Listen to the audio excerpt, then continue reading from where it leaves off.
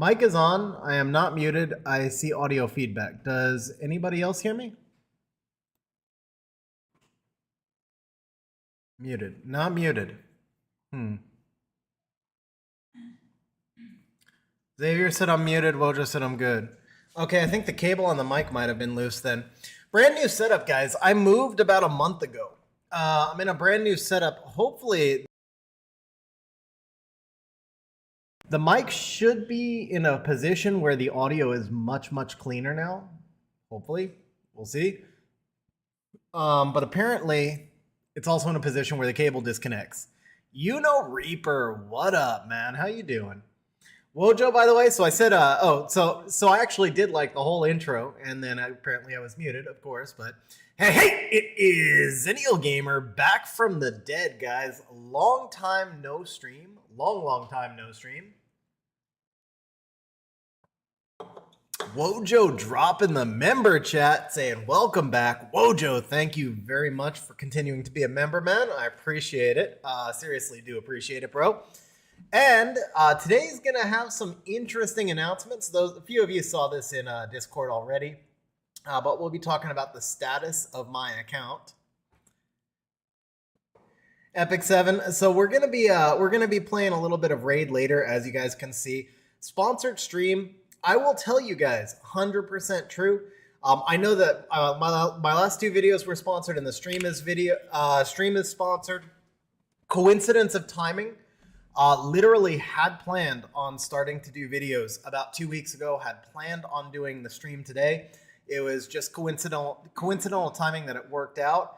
And Raid is a game that I had wanted to play forever, that a lot of people have asked me to play, so it made a lot of sense to do that one as a sponsored videos and stream. But you guys will start to see more videos coming up now, which is really weird because I no longer have a Summoner's War account. That's the thing that I think will come as a surprise to many people. But yes, I no longer have a Summoner's War account. However, I am still playing. I'm sharing an account with somebody. And that account is not as broken OP as mine was because honestly, it had gotten kind of hard to make content on my account. What up, Fat? How you doing, bro? I'm on this account. See, first of all, I got to turn off the chat because it's blocked. It makes for a really ugly side thing. I got distracted. Yeah, let's turn that off. There we go. Yeah, so this is, I'm listed on multi. Here we go. Okay, the multi-stream wasn't showing up. Aggie, I am partially free. Yes, I am partially free. Perk dropping the bits. Perk, thank you very much for the 200 bits. And most importantly, Perk, how you doing, man? Long time no talk. And incidentally, Perk, I may be coming to Aces of War pretty soon, but that's exactly what I was talking about. So let me pull up, because this is like completely static. Let's just get something going in the background. I'll give you guys some updates, and then we're going to get started on actually building the team. So, yes, I no longer have a Summoner's War account. Raid not ruined. Well, then we can watch it fail. It's all good. I just wanted some motion in the background so it wasn't static. But yes, my account is no longer mine. I am playing an account with somebody else, and the nice thing is that it's an account that has a lot of work that needs to be done. And for that reason, I'm going to be able to make some content. So the way this actually all went down, watch me a lot for Raid. Oh, that's awesome, man. How you doing, Summoner's War? So I actually have just done the two Raid videos so far, but we'll be doing a little bit of Raid later today as well. Perk, huge grats on Isis, man. That was one of my last polls before my account went away. Never got to use her much, but I think she has a lot of potential. I mean, she has a crazy high win rate for selective use in RTA. And also, I think she's kind of interesting for like TOA and, believe it or not, for Arena Rush. Never got to play with her much for Arena, but because of the infestation of camis on Arena, I do think there's some potential with Isis for Arena. Anyway, Um, where I was going with all of this is that I'll be playing a new account that, I mean, it's not like a starter account or anything.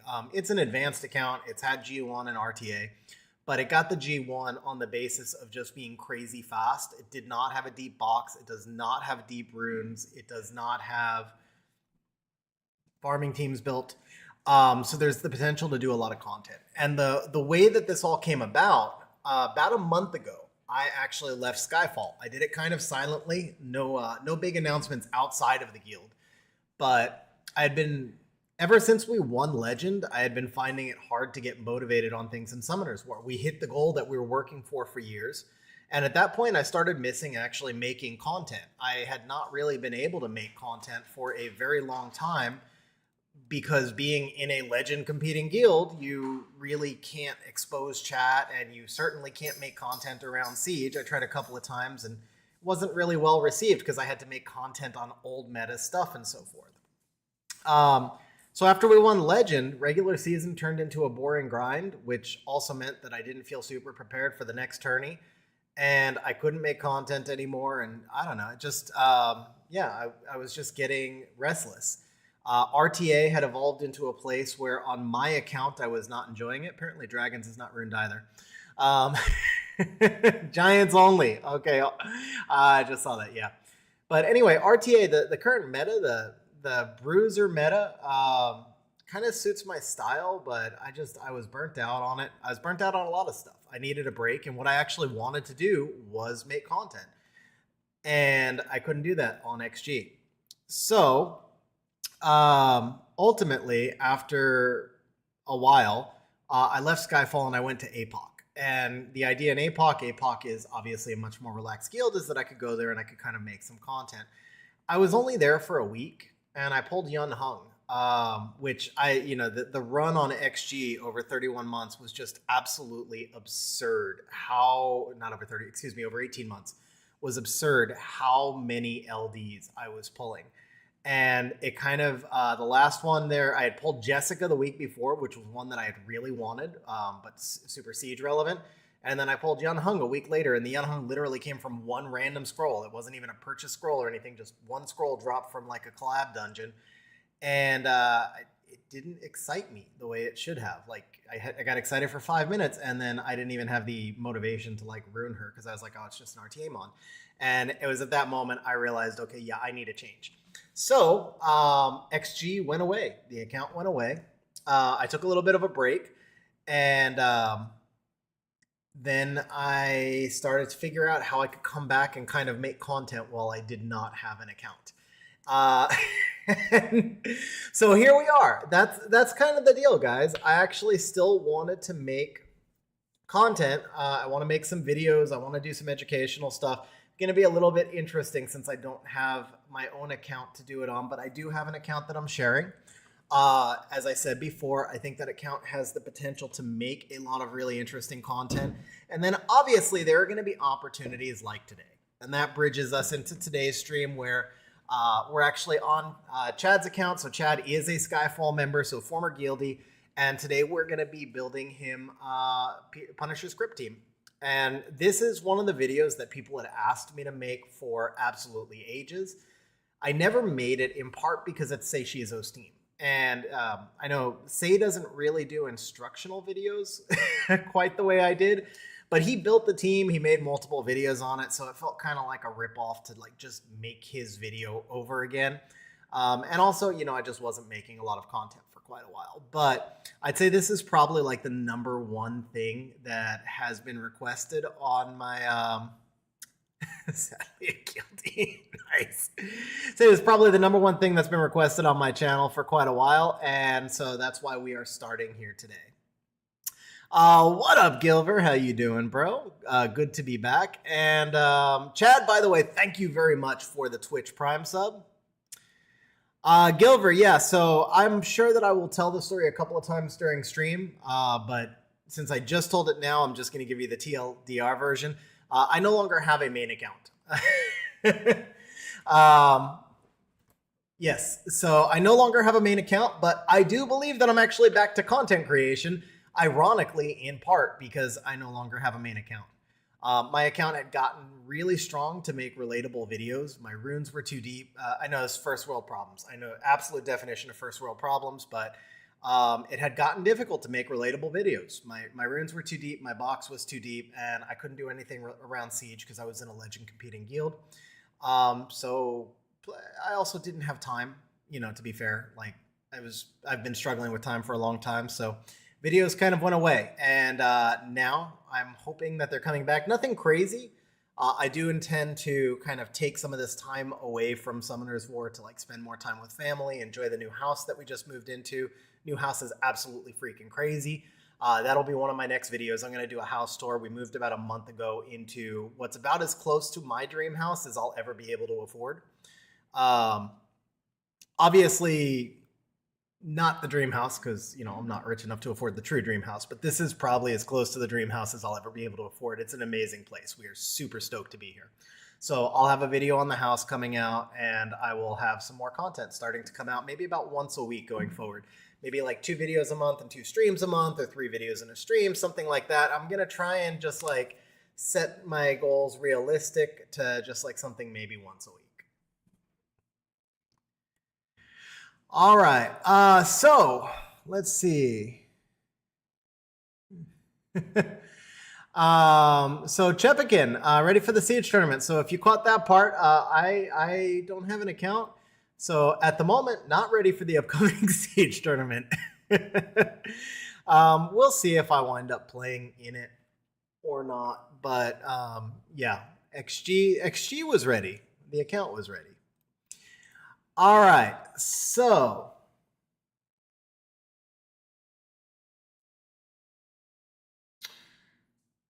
Monkey Kisu, we will actually be, so I will show you the monster labeling in about 30 seconds, to be honest. I've done some videos on prepared dupes, but I actually do plan on doing, and I have a full video, but it's old, on like kind of tournament prepping through Siege.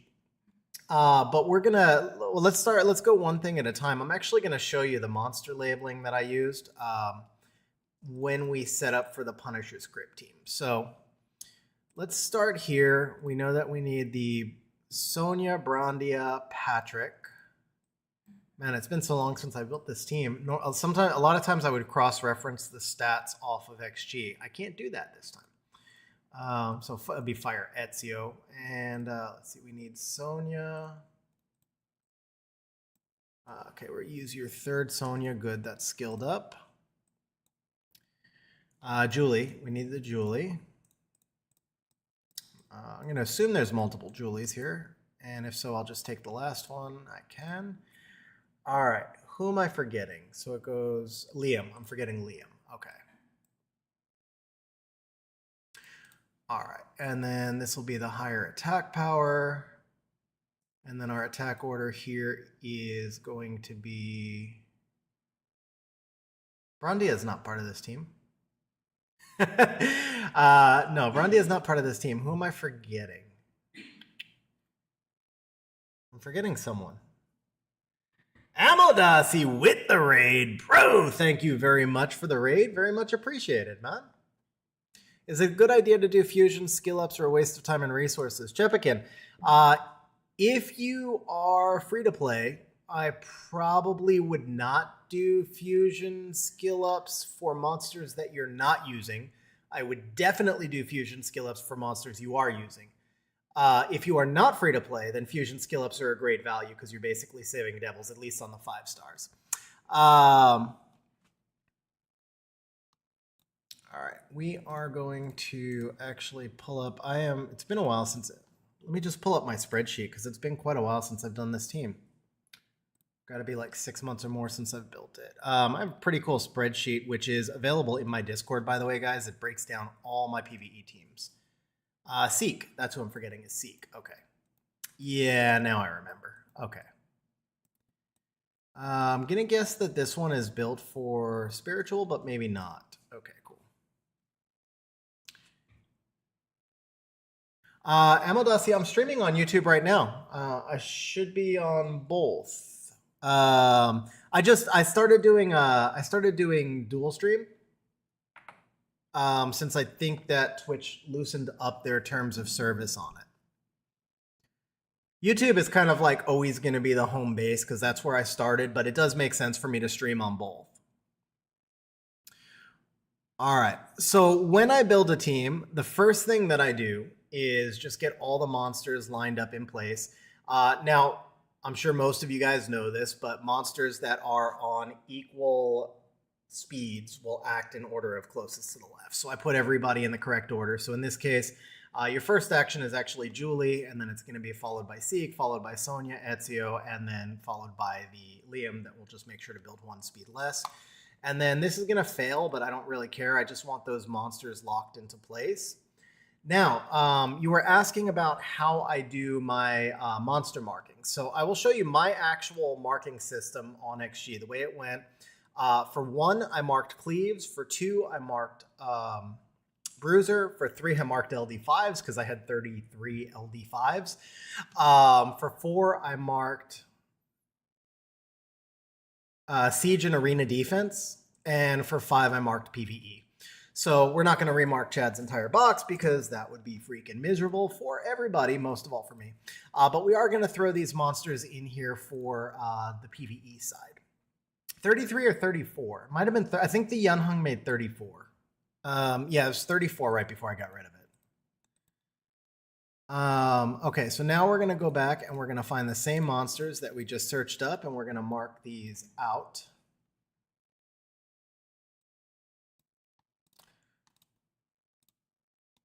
So that's PvE. Let's find the Julie.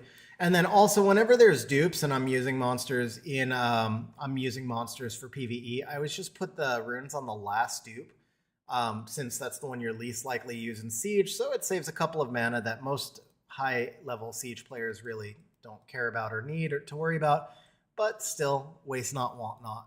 So go ahead and throw that into PvE. And then we're going to come back over here to the Seek. Now, Chad, let me know if... so Zed sold. Zed no longer has an account, but I believe it was in the mid to upper 40s, 48 or so. Okay, so that goes PvE. Let's just filter that out. Look for the Patrick. That goes PvE. So did I get everybody now?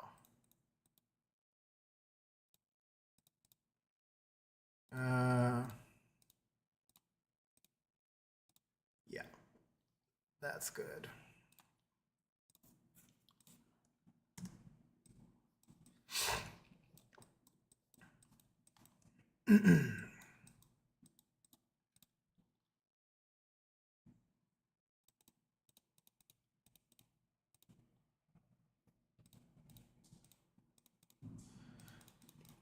So that right there, that's the way that I set up.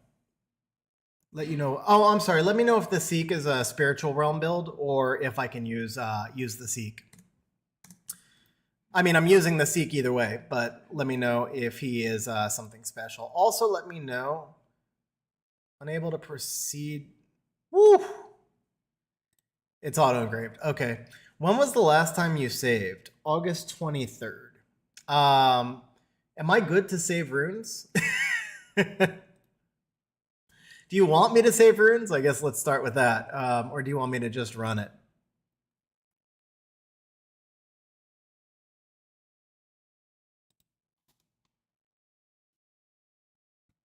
Just run it. Okay, cool. All right, so I think pinged in general chat on Discord from some video content.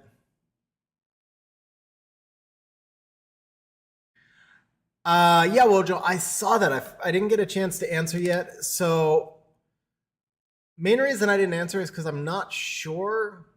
Honestly, just not sure. Because 400 re-ups is a big stream. And so I need to, I just kind of need to figure out where that would work. Like the last time I tried to do a stream that big, I kind of flamed out in the middle. We got through about 250 after 4 hours and my brain just went on fire. So it would wind up having to be 2 streams, and I don't know that I could do Right, but so if I'm only doing like one stream a week, it might be hard for me to do back to back. I think what might wind up happening is we might be able to set something up like maybe for Alex and then you a couple of months later or something vice versa. That would probably be what would make the most sense. So remind me, ping me, DM me in Discord and remind me, and we'll figure out a date for the first one. I think that's probably what makes the most sense. I don't think I'm able to do those like kind of marathon streams anymore. Cool. All right, so we've got, there we go. So we've got Swap Connect up. I did pull Chad's JSON in here beforehand. Wanted to show you guys just a little bit about kind of the way that I prep to build a dungeon team. So I take the 5 monsters, I put them in the dungeon, then I mark them, and then I pull them out so that I have easy rune access. Now the next step is to figure out which of those monsters is most important. We're going to wind up putting all of them into... I did pull... Oh, was it? Is it actually... it's actually Patrick that you've got. Okay. Then I did pull... So we've got Julie, Patrick, Seek, Sonia, and Liam. We're going to take the Sonia 3 and the Liam, and I think I need to switch that to the Julie 3. Huh, I missed the others. They might have been marked. Okay, that's fine. All right, now with this team, the Julie is going to need to go first, and the Julie is going to have to be a minimum of 175 combat speed in order to get in front of the boss. Now everybody else can be at 170. However, I will say that the Liam gets used in other dungeon teams. So we're going to try and put the Liam right on 169, well, 170 actually, because he always acts last. And so since we're going to use this, well, Chad may use Liam in other dungeon teams. If I keep the Liam as slow as possible, that will benefit. I have tested Liam at faster builds on the PC dungeon. It makes no difference because the boss gains speed. There's absolutely no way that you're going to get in front of the boss. The boss is 175, so the Julie can act once before the boss. The side crystals are 170. You can technically, I think, build the Julie at 170 and let the boss act first. There's only one problem with that, which is that then the Julie has to be on will runes, and because it's really hard to get enough damage out of the Julie, it is a little bit easier to just build her 5 speed faster without will runes. So we are going to start, of course, by building the Julie because the Julie is the most important thing. My question for you, Chad, is are there any monsters that are going to be off limits? Well, we're going to run yours to just get the most damage. I won't force her on will. I'm just going to try and get the most damage because the Julie is pretty hard to get strong enough to one-shot. I'm assuming we're not going to touch your Lucian. My Lucian was always off limits, so the Julie is in a best case scenario on your second best rage. Nothing off limits as long as Gem's not grinding. Okay. The artifacts we're going to run in the optimizer as well. So I'll take you through that process, but the optimizer will get us a much better result than just trying to do them manual. All right, so for the Julie, we're going to go Rage. Now, I'm going to start the Julie with no broken sets, and that is actually, that's just having to do with making the optimizer run faster. If we can avoid using, more often than not, Julie's going to wind up on Blade. So if we can avoid going with broken sets, then it allows us to get a build much, much faster out of the optimizer. All right, so we're going to start off here. We need 100 crit. We need 175 combat speed. We're going to have artifacts disabled. We're going to have that disabled. And then we need the totem to be at 15. Come over here to damage options. We have a 33 attack lead. The, whoops, 33 is here. Now the average hit. So this is an interesting one for Julie. Julie's going to hit 6 times. So if you break it down, she's technically hitting the enemy with an average of about 51%. Why 51 and not 50? Because we need to make sure the enemy dies. Lucian, on the other hand, by the way, hits the enemy for an average of 67. Why? Because he hits at 100, then he hits at 50, and then he hits it Excuse me, he hits at 100, he hits at 67, and then he hits at 33, right? In order for the enemy to die, he's doing over 33% per. So you're going to center it around the second card. It's not actually 50, it's 67. But in this case, Julie's hitting 6 times. I think it's actually, I believe Julie is 50, or is she 62? No, she's 62. She's 62. Yeah, so we're going to do 62. Okay. And then we are going to take our 1,000 shots. We're going to go max skill, and then we're just going to program in PC10. Now, they can no longer farm, like Swore Farm can no longer farm boss stats. So this actual enemy defense is probably a little bit higher on the boss, but it doesn't really matter because we're just looking at what the side crystals have. And I don't remember what their actual defense is. Let me see. Swore Farm. I think Swore Farm was down yesterday. I don't know if it's still down. Swore Farm shifts to bestiary only. Okay.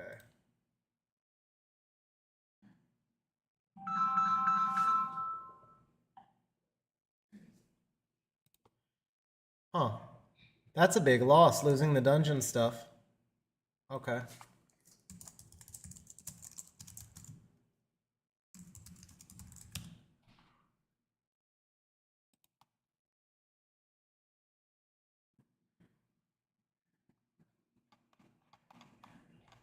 Well.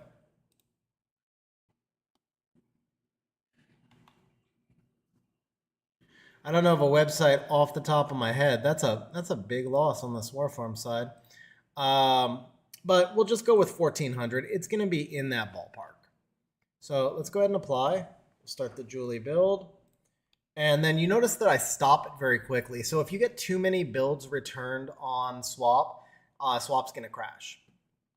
And so we obviously don't want swap to crash. So we stop it quickly. Still got 5.9 billion builds.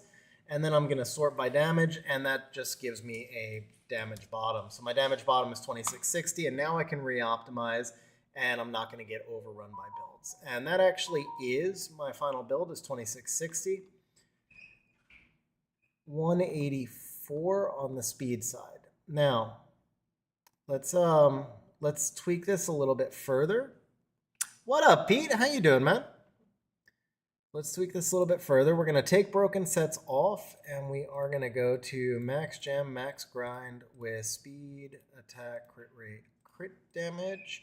We're not going to put a speed gem there, and we probably won't because Chad said he doesn't want us to gem a lot of runes. We probably won't actually take a lot of gem requirement builds, but I do just want to get a feel for if we're leaving any damage on the table before we lock in that 2660 build.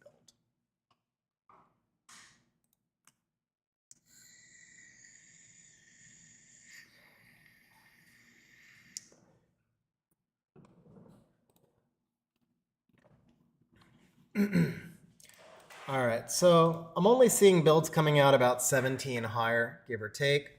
So while this runs, let's go put on the 2660 build. And let's, first I need to optimize artifacts, don't I? Okay. So let me come back over here. 2689, we'll just grab that one. All right, we're gonna go use equipped runes. So now you're gonna check this right here, use equipped runes. You're going to uncheck disabled artifacts. You're going to check use intangible and locked. You're going to uncheck inventory. We're going to go ahead and optimize again. We also want to throw in the enemy element as light. I had forgotten that. So single target attack together first guild war. And then guild skills as Kairos dungeon. Apply that. And then let me come through on the 2660 build. We're going to go ahead and equip this. We'll come here and we'll optimize one more time, and we get 4189. So this is the actual build that we're gonna look at right now. Now I can go back and run that longer version build. However, what I can do here now is I can also equip these artifacts. Since we have the best artifacts, we'll come back over here and I'll go to use current artifacts. Then I'll uncheck the use equipped runes, and I'll boost this damage up to 4189. The reason that I do this, by the way, if you run the artifacts and the builds together, you get a result in the like it's a P. I don't even know, pajillions. I have no idea what the P is. So by running them separately, you saw how fast the artifacts optimized. And now that I have the artifacts and run the runes in reverse, the optimizer knows, like, if I have 32% attack, additional damage by attack, it'll emphasize attack sets as opposed to rage sets, which, it'll emphasize attack stats as opposed to crit damage. So that reminds me, we also want to run the Julie on Fatal. It's almost always going to be better on Rage for this dungeon, but if you happen to have crazy Fatal, then because of the way artifacts work, it can benefit you. So now we're going to run this one more time. It's going to be 22 billion. That'll take a while. So while that runs in the background, now we can start to test and we can see if the build that we found is going to be close enough or not. So let's see. We've got 17 crit rate rage. That's going to be coming from the Teshar. Actually, let's see. So it's Rage Blade, so we'll bring both of these up.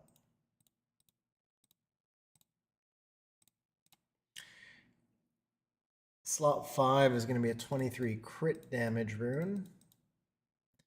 This comes from inventory, so this one?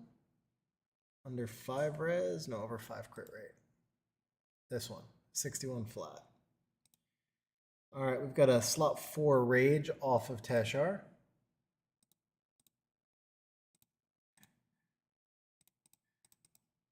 Slot 3 is Blade with 21 crit damage off of Shaman.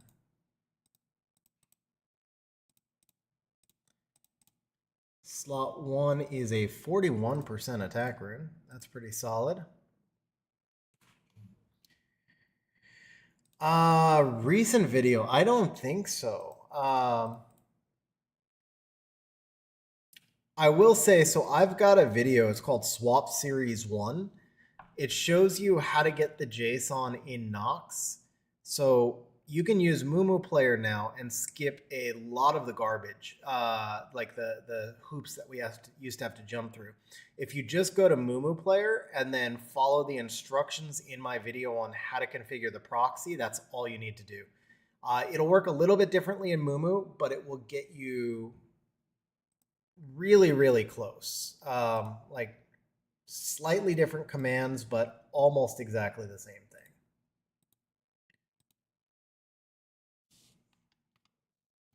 Okay, so this is going to be 16% additional by attack.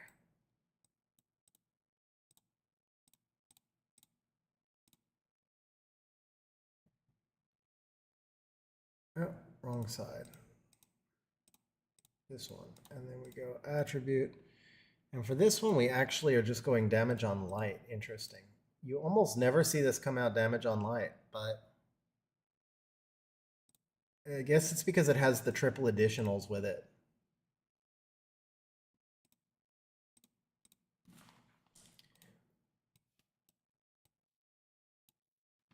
All right.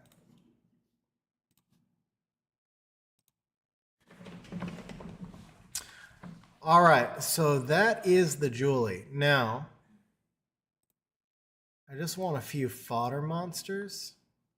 So if, here's the next step. Now we're going to figure out if the Julie can clear. So if we go into the team that we set up right here, the Liam can go on Double Fight Will. The Sonya can go on Double Fight Will. The Ezio cannot. He pretty much needs to be on Rage, and then the Seek can be on Double Fight Will. So we're going to get 6 fight sets in here, basically. So if we look at the Liam, he's unruned right now. The Sonya's unruned. Patrick just has a few miscellaneous runes, so let's just de-rune the Seek. And we know we're going to get 6 fight sets, so all I need is that net result there. So we're going to take the Seek runes off. We'll go fight runes here. And then I'm just going to throw some random fight sets on right now. And make sure that the Seek is slow enough that he doesn't get in front of the Julie. That's all I really care about at the moment. So that's 3 fight sets. And we'll put 3 more on the Liam. And let's just do a damage test and see if we can one-shot yet.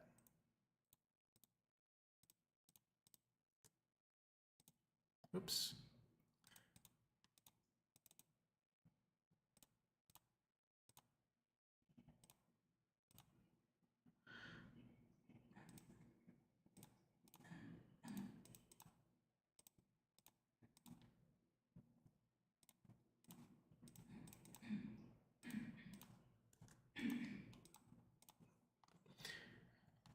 All right.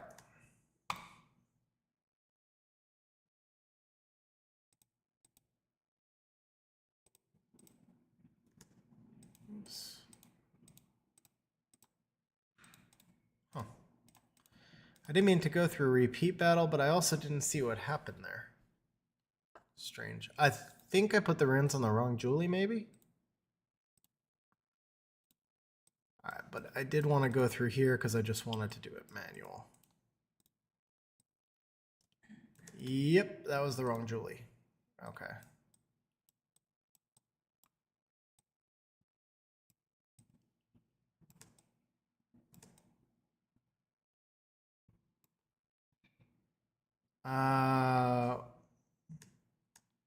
Huh?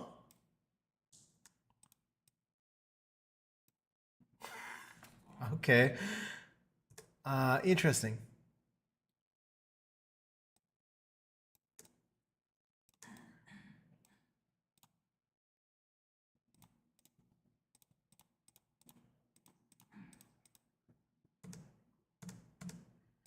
Okay, and then you asked me to double check that the Liam was skilled up. I saw that through chat earlier and missed. Liam is skilled, Julie's skilled, Seek is skilled, Patrick's good, and Sonia is good. And then we've got our tester fight sets. We've got 3 here and 3 here. Okay.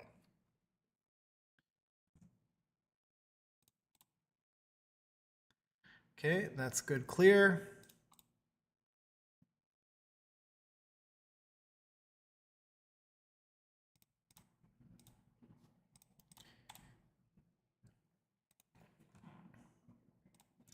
Now, the third wave sometimes is a little bit beefier than the second wave. Since I'm feeling lazy and don't want to run the rest of the runes until I verify everything, let's throw in like a Rauk maybe, and we'll just like rune swap some. Yeah, just throw something in to clear the boss real quick. There we go. Let's not throw in a Rauk. All right, let's rune stuff. It's all good. All right, we're gonna do a quick manual rune on the Sonya, and then we'll do her properly in a bit. Okay. See, the problem is I can't do the restore, so I don't want to like move too many runes around. Since we didn't save, I can't restore runes. I don't want to mess too much stuff up, just like randomly putting runes in places. See, I typically, before I ever do anything, I always do a save, and that way I can just restore. I restore like quite a bit on my own account. All right. I shouldn't be filtering by speed here. Let's see here.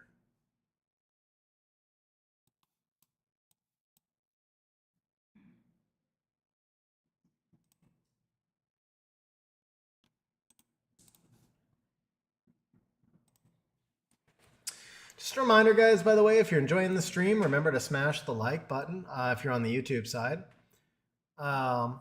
Always helps us to bring more people into the stream. All right.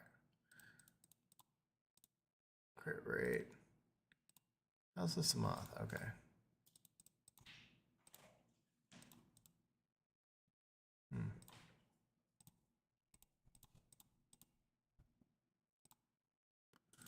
That's fine.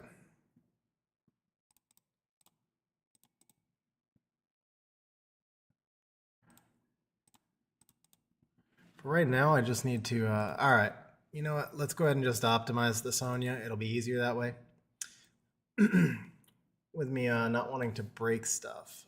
So swing back over here. So the reason that I was trying to avoid optimizing the Sonya is because we ran the longer run on the Julie, and I don't know yet if we were going to wind up needing more damage. She cleared wave 1. I wanted to confirm that she could clear wave 2 before I cleared off the longer run on the swap run.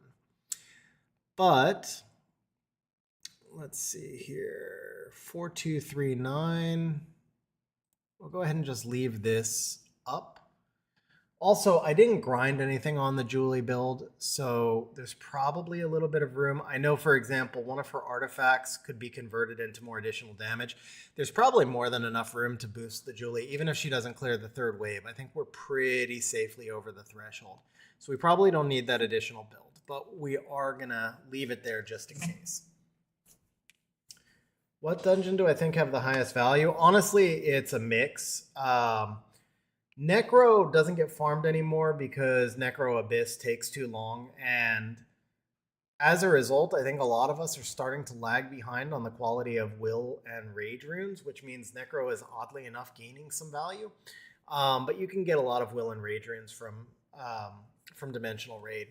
So, with Giants, you're going to get Swift and Despair, and the meta is no longer exclusively about Violent, which means that you're probably getting a little bit more value out of Giants than you're getting out of Dragons on scale, especially because you can build a 20-second Giant team that's pretty safe and consistent, whereas the fastest Dragons teams are not that safe and consistent right now.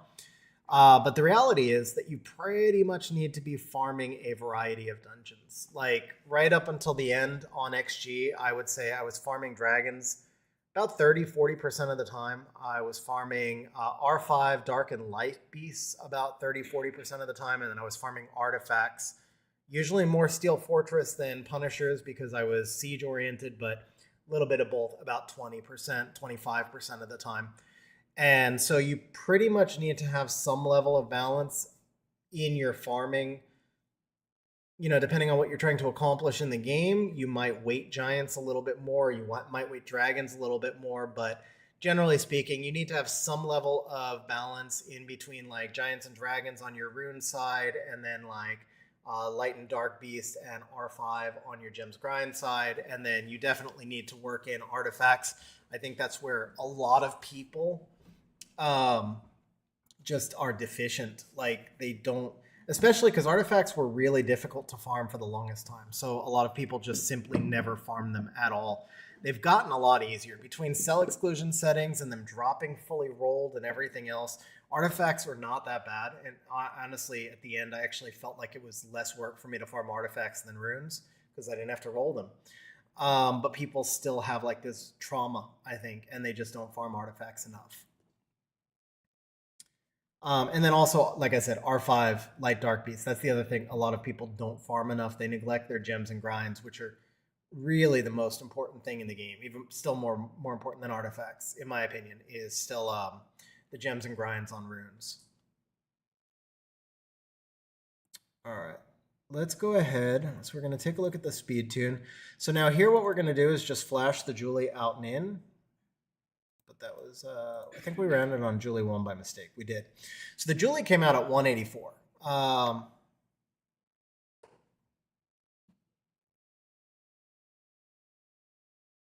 Got you, Aggie. I mean, I did a video on cell exclusion. That was probably one of the last videos that I did. So I would definitely check that video out. That might help you out quite a bit.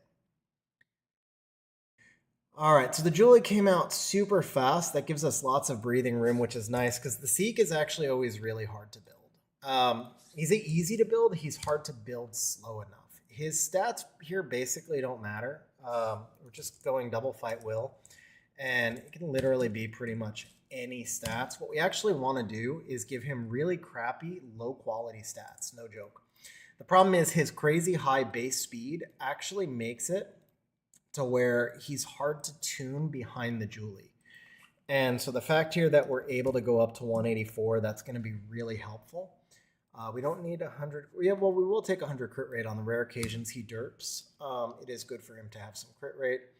And then we'll just go with S1. It doesn't matter. So single target, first attack. We're using skills, Guild War skills. There's no defense break. There's no buffs. Enemy would be right around probably 95% when he hits because it's just behind a Julie S1. The rest of the time Julie's clearing. And everything else is good there. We're clearly going no broken sets. We're not going to bother optimizing his artifacts because Seek doesn't matter. Let's clear that out. And I believe that gives us everything we need up here.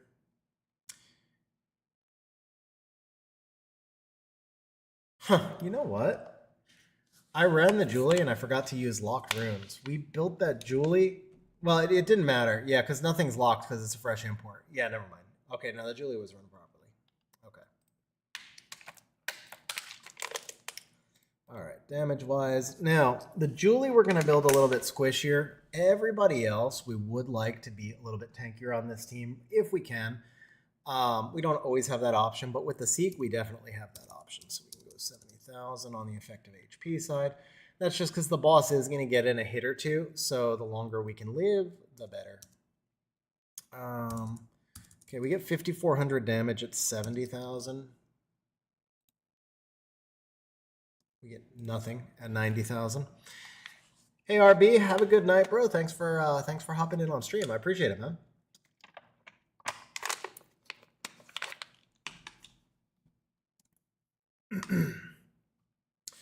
All right, so let's drop this back down to 70. It looks like that's what we're going to get on the Seek. By the way, you'll notice that I ran this with grinds. So the reason I ran this with grinds is because Chad has a lot of unrolled fight runes. And since we're running multiple fight runes here, if I don't run it with grinds, then we wind up with ungrinded speed, and that actually can kind of mess you up. If the rune accidentally gets grinded later. So in this case, I ran it with grinds so that we're able to just grind the speed onto the runes if Seek winds up getting a rune without speed.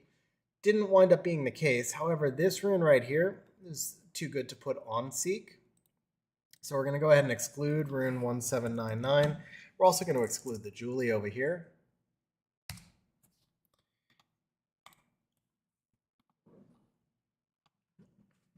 And I didn't actually need to rerun that. It was dynamically eliminating those monsters as I went, but that's okay. Let's go ahead and exclude 2342 because that rune is also a little bit too good for Seek. Just resort by damage. Let's see, 25 HP. Okay, that rune is fine. 108, actually that rune is way too good for Seek. Let's go ahead and exclude 1191.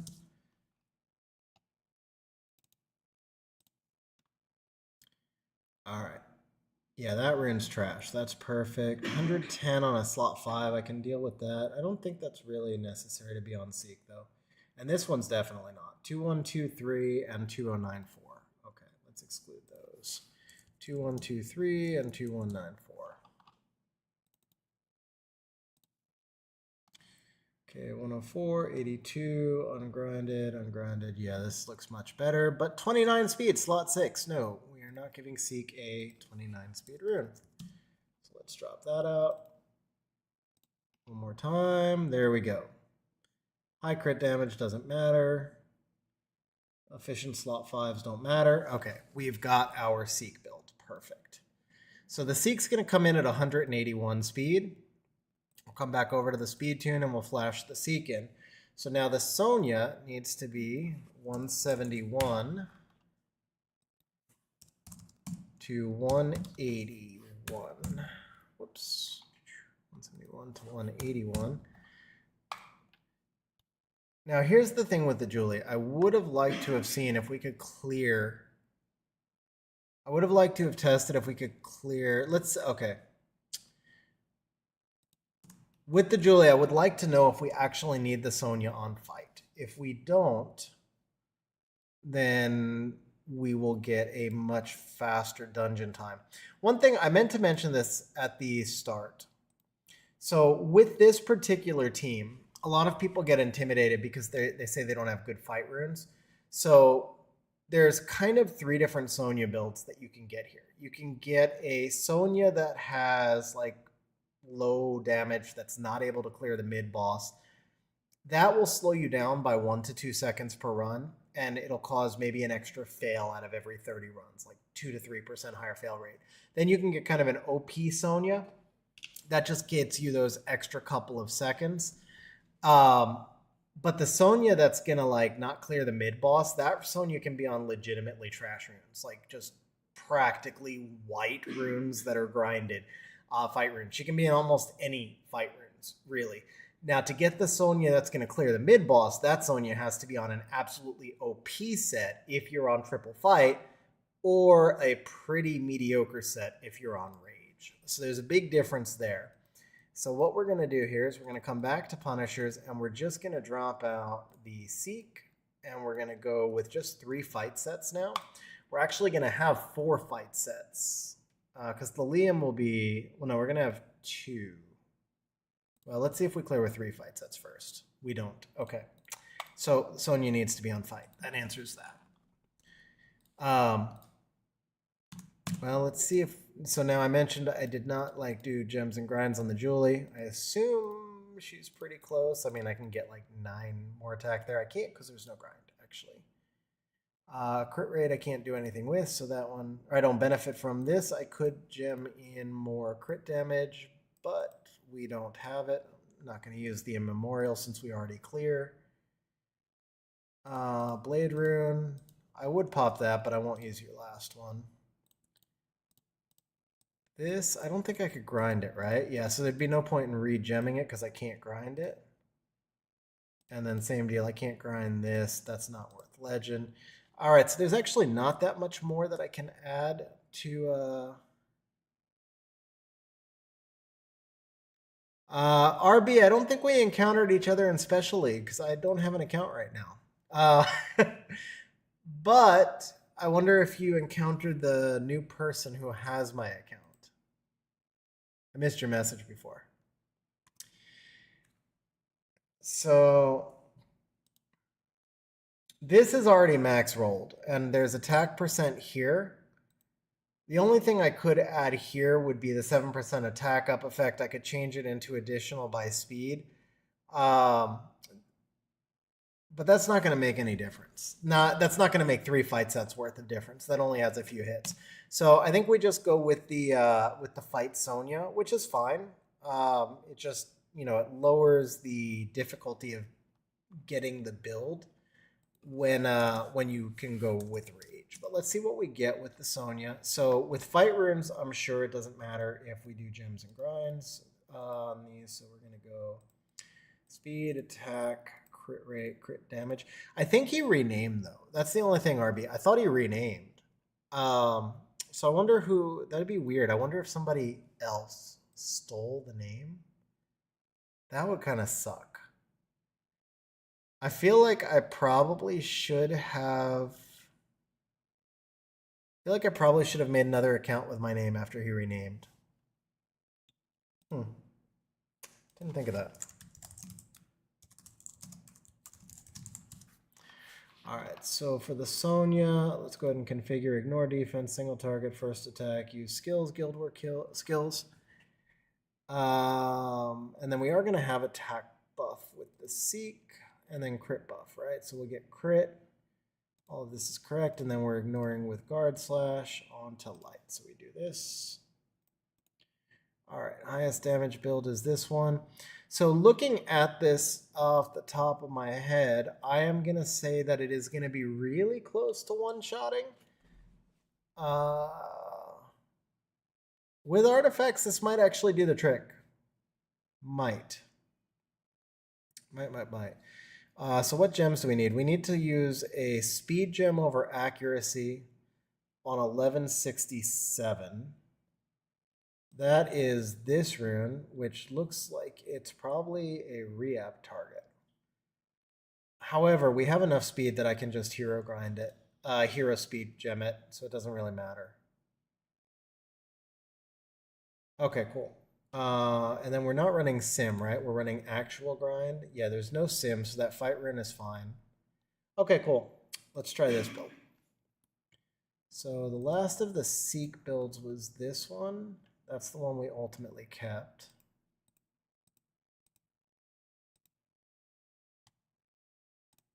Okay, so that's the Seek and the Sonya. Let's go ahead and equip. All right, and then behind the Sonya is going to be the Patrick. So I'm going to need to rune the Sonya and see her actual speed before I can run the Patrick now.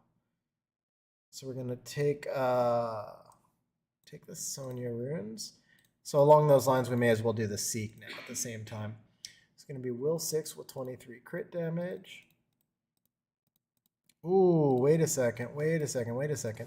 I excluded a bunch of juicier runes when I was running the Seek, but in particular, I believe these last couple of runes here.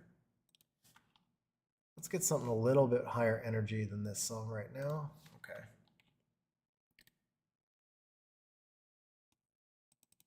Let me kill these, and then let's take the Seek out. Vanessa, Camilla. Camilla thinks Camilla these days is much more of a niche pick. Like Chow has kind of overtaken Camilla. He plays a little better in the meta. Camilla can still be really strong, but I don't think Vanessa Camilla is really a core anymore. And Chow's not a core, he's a 5th pick, but he kind of took the role of the Camilla. I think you see a lot more like Vanessa Adriana. Obviously Vanessa Ragdoll. But if you don't have Ragdoll, then you see a lot more Vanessa Adriana, and then you just have the Holy Trinity of Chandra, Sagar, and Belagil. If you're playing on the Bruiser side.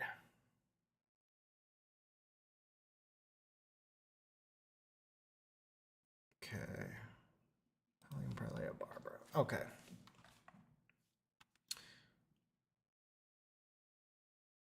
That works. Was this taking anything from Seek? Let me just make sure. It was not. Okay. So we're going to kill that.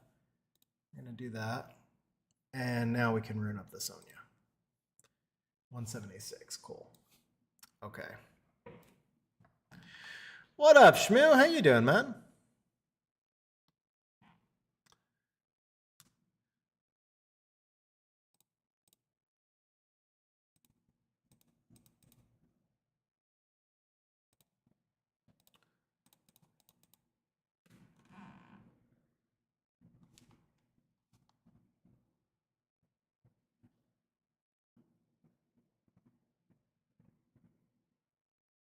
Oh man, Wojo. So I'm on a 30. I did a high-end rig last year.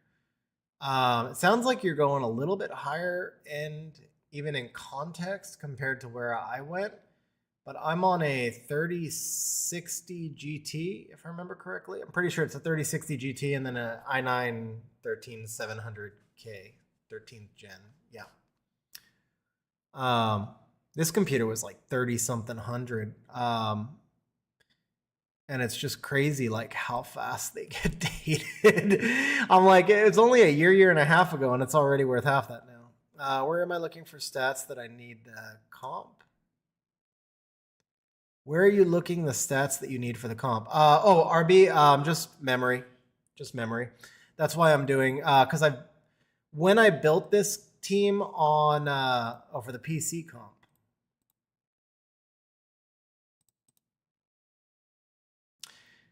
gaming rig through and through, yeah. So when I built this team, so obviously I'm doing the speed tuning stuff in Swap, but as far as like what actual levels I'm looking for, when I originally built this team, Seishizo, and I said this at the start, this is Seishizo's Theory Crafted team. So this is the team that, shout out to Seishizo for coming up with this team. But he doesn't really do guides. He just shows you the team, and then it's kind of up to you to figure it out. So this team was, it took me a while to get this team stable. It took me quite a while to get this. Probably spent half a day messing with this team to get it stable. And so I kind of got a feel for what the thresholds were at that point as far as like where our bottom levels that we can tolerate and things like that.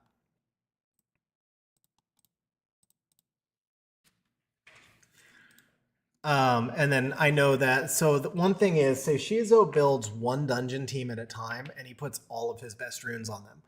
XG was pretty deep, my account before, and I built all of the teams at once, and I usually built the fastest ones that Seishizo built, but it was really hard because I would have to do like 5 teams at the stats that were on his best runes.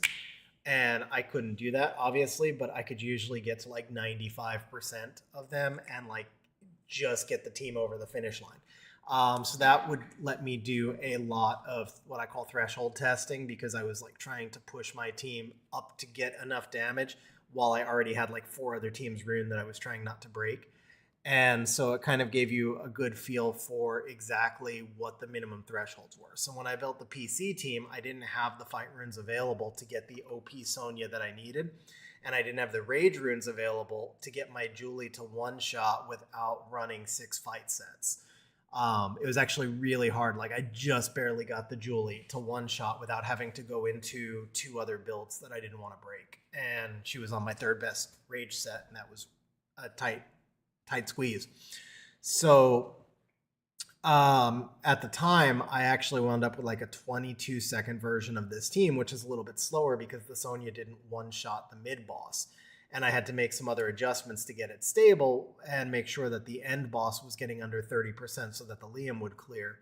And then later on, I made a point of farming some fight runes and got the Sonya up to the point where she would clear the mid-boss. At that point, she was right around 230 crit damage, but I don't remember exactly how much attack.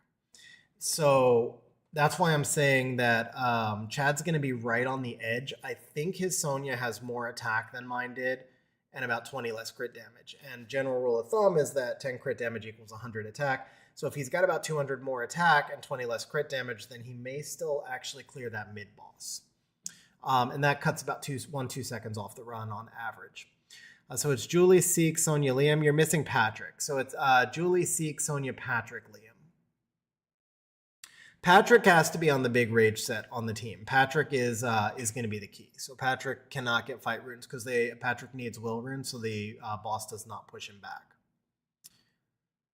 All right, what am I missing on the Seek? I'm forgetting to do the gems and grinds. That's it. So slot rune 2081. So that is slot 4 needs crit rate. So we're going to come down here, change this to crit rate.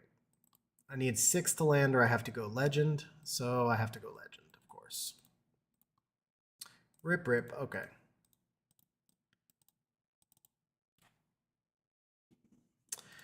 All right, and then we'll give that one shot, but Seek doesn't matter that much, so that's fine. That one's fine. No grinds. That one's fine. All right. No gems. That's unfortunate. Do we have any? Jose, honestly, I mean, I'm sharing an account right now, so I'm not completely gone. But like, as far as am I coming back on my own account? I don't know. Honestly, don't know. I definitely know that I needed a break where it wasn't like a full-time thing. I do want to make some content again, and I struggle to find enough time to play the game and try to make content and just do everything else. So not for a while. I don't know what the future holds, but definitely not for a while.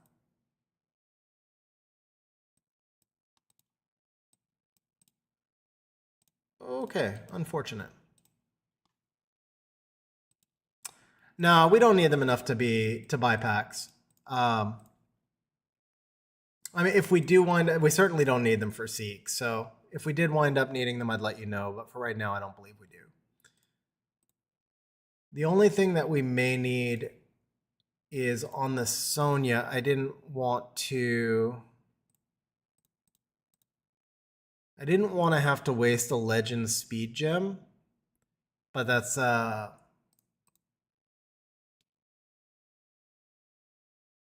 also, I think the set that I just put on the Seek, I thought that set looked too OP. This was the Sonya set. I knew that set looked way too OP. This is the Sonya set. Okay, that makes a whole lot more sense because I was talking and I got distracted. So what do we have? 6K, 241. All right, let me go optimize Sonya's artifacts real quick. Seek's artifacts don't matter. Sonya's do. I showed you the optimization process earlier on Artie, so I'm not going to flip over now. But let's just do this. All right. That's not what I expected. Huh. Cool. Okay. All right, so we're gonna go first attack, 26 CD. It's a nice quad.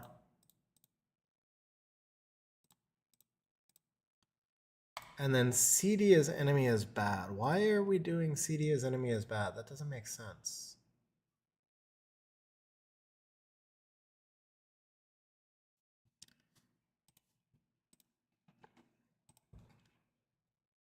Oh, I see. Okay, that does make sense. I missed the bottom line. Here we are. It's this one. 20% damage on light. Okay. No, HP was set to 95%, but it's the 20% damage on light. So it just randomly has a burned roll in there because it's a max triple on light. That makes sense. All right. So with the Sonya, yeah, I would definitely like to gem HP here, but it doesn't matter right now. That'll add some stability to the team a long time if you can gem HP over accuracy and grind it. Obviously, regrind the HP there, but neither of those affect anything right now. And then here, we could gem some flat attack, which we already have. That's fine.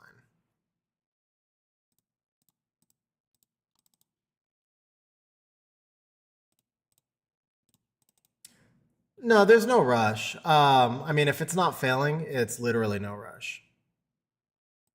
Just something you can do when you have the gems and grinds.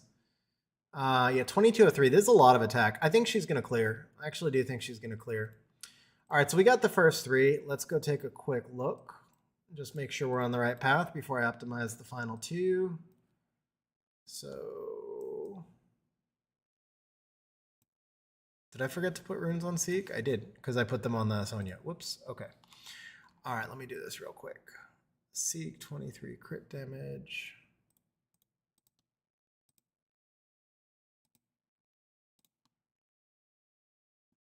Will 2, 29 HP. 10, 11, 7, 38. Perfect.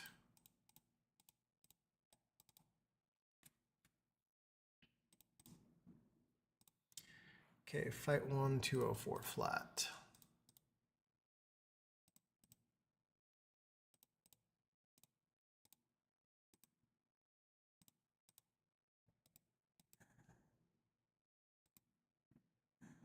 Oh, it's on the Kona. Okay. So I assume we gem attack percent here.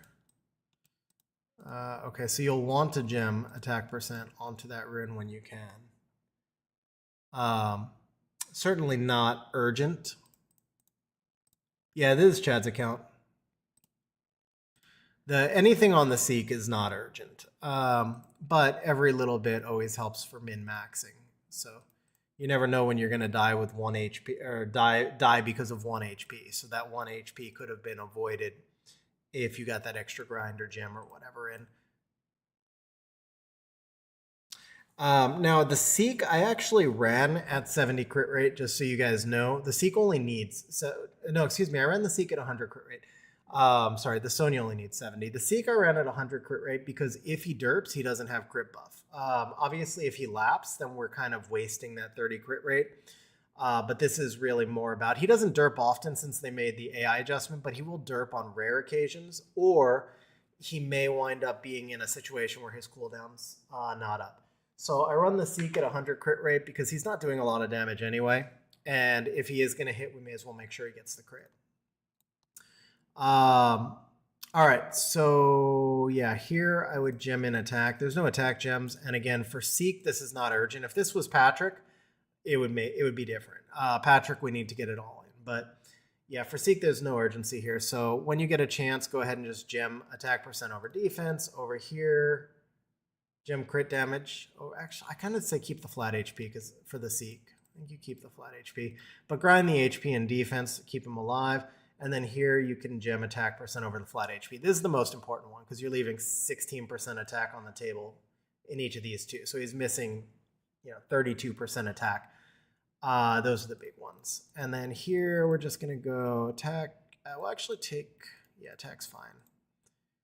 15 on light with own 1 turn. That seems fine. Don't even need to change that. And then here. We'll go skill 1. Yeah, we'll go skill 1. No, skill 2. If he derps, he's going to derp more to skill 2. Yeah. First attack, nah, it's too good of an artifact. CD is less, kind of wasted. CD is less, skill 2. That's fine. He doesn't really need anything crazy.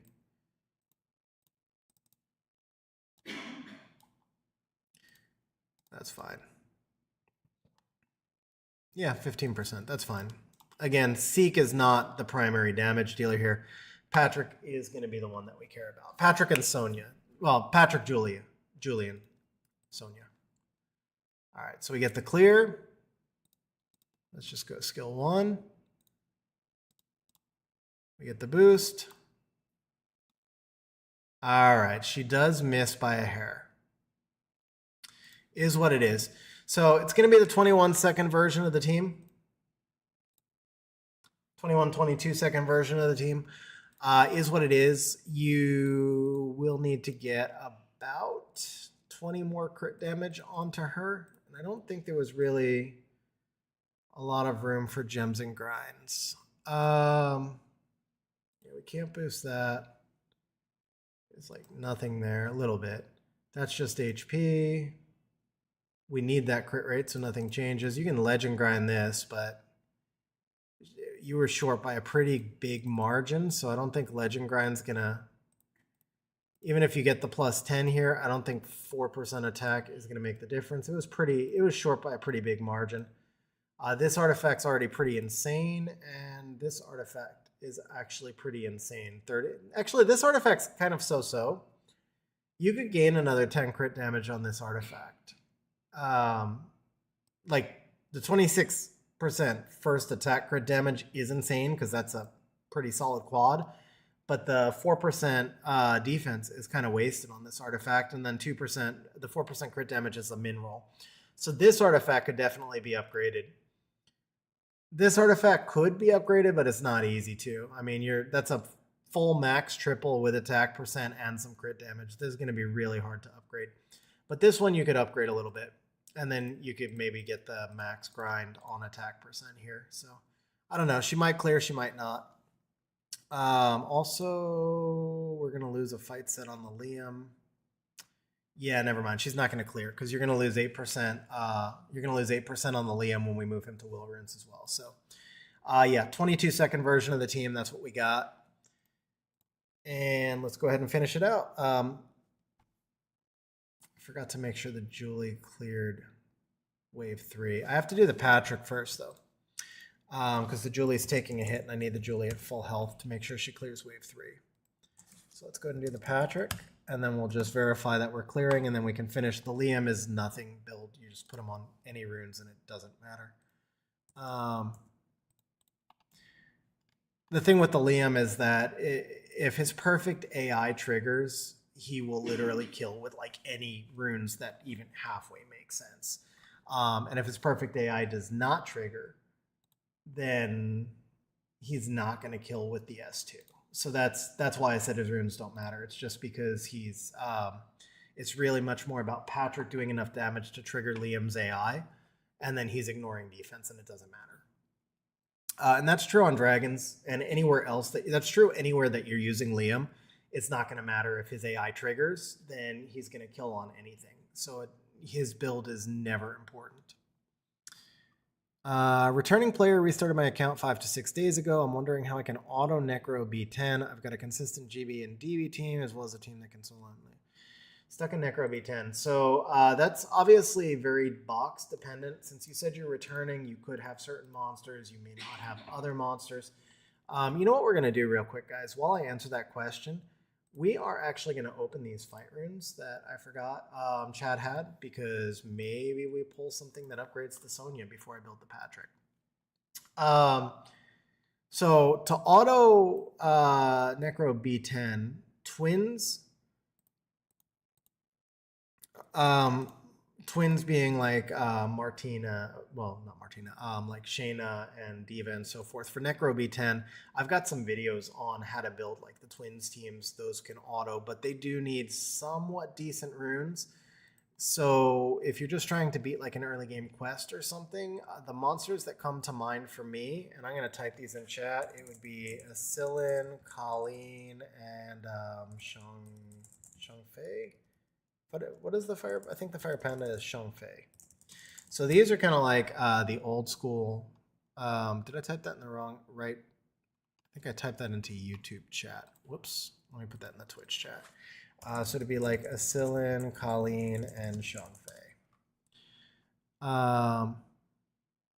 So hey days, unfortunately I won't have time for that today. And diagnosing those teams is actually not something that's easy to do by the eyeball. What I always recommend for anybody is to record it and watch the fails in slow motion. But R5 is about a four-hour build, even when you're experienced with it. And I've built it quite a few times. It's still about a 4-hour build because it's, well, I don't know, because you're saying Sean B team. I didn't know Sean B had a team. But if you meant the Say Shizo team, or if maybe Sean B reposted this Say Shizo team, that seems most likely. Then, but the 21 second team, that one has a very delicate balance on several of the builds. One thing that most people make a mistake with on that team, though, is the Ken needs to be 50k effective HP so that it can die on the jump. And the turn orders have to be very precise, and the transmogs have to be very precise. So make sure, for example, that Colleen is transmogged and Belager is not transmogged. And then make sure that the Ken can die on the jump. Make sure that the Colleen can die on the jump. So those are both, they have to be right at Colleen at 25k effective HP and the Ken under 50k effective HP.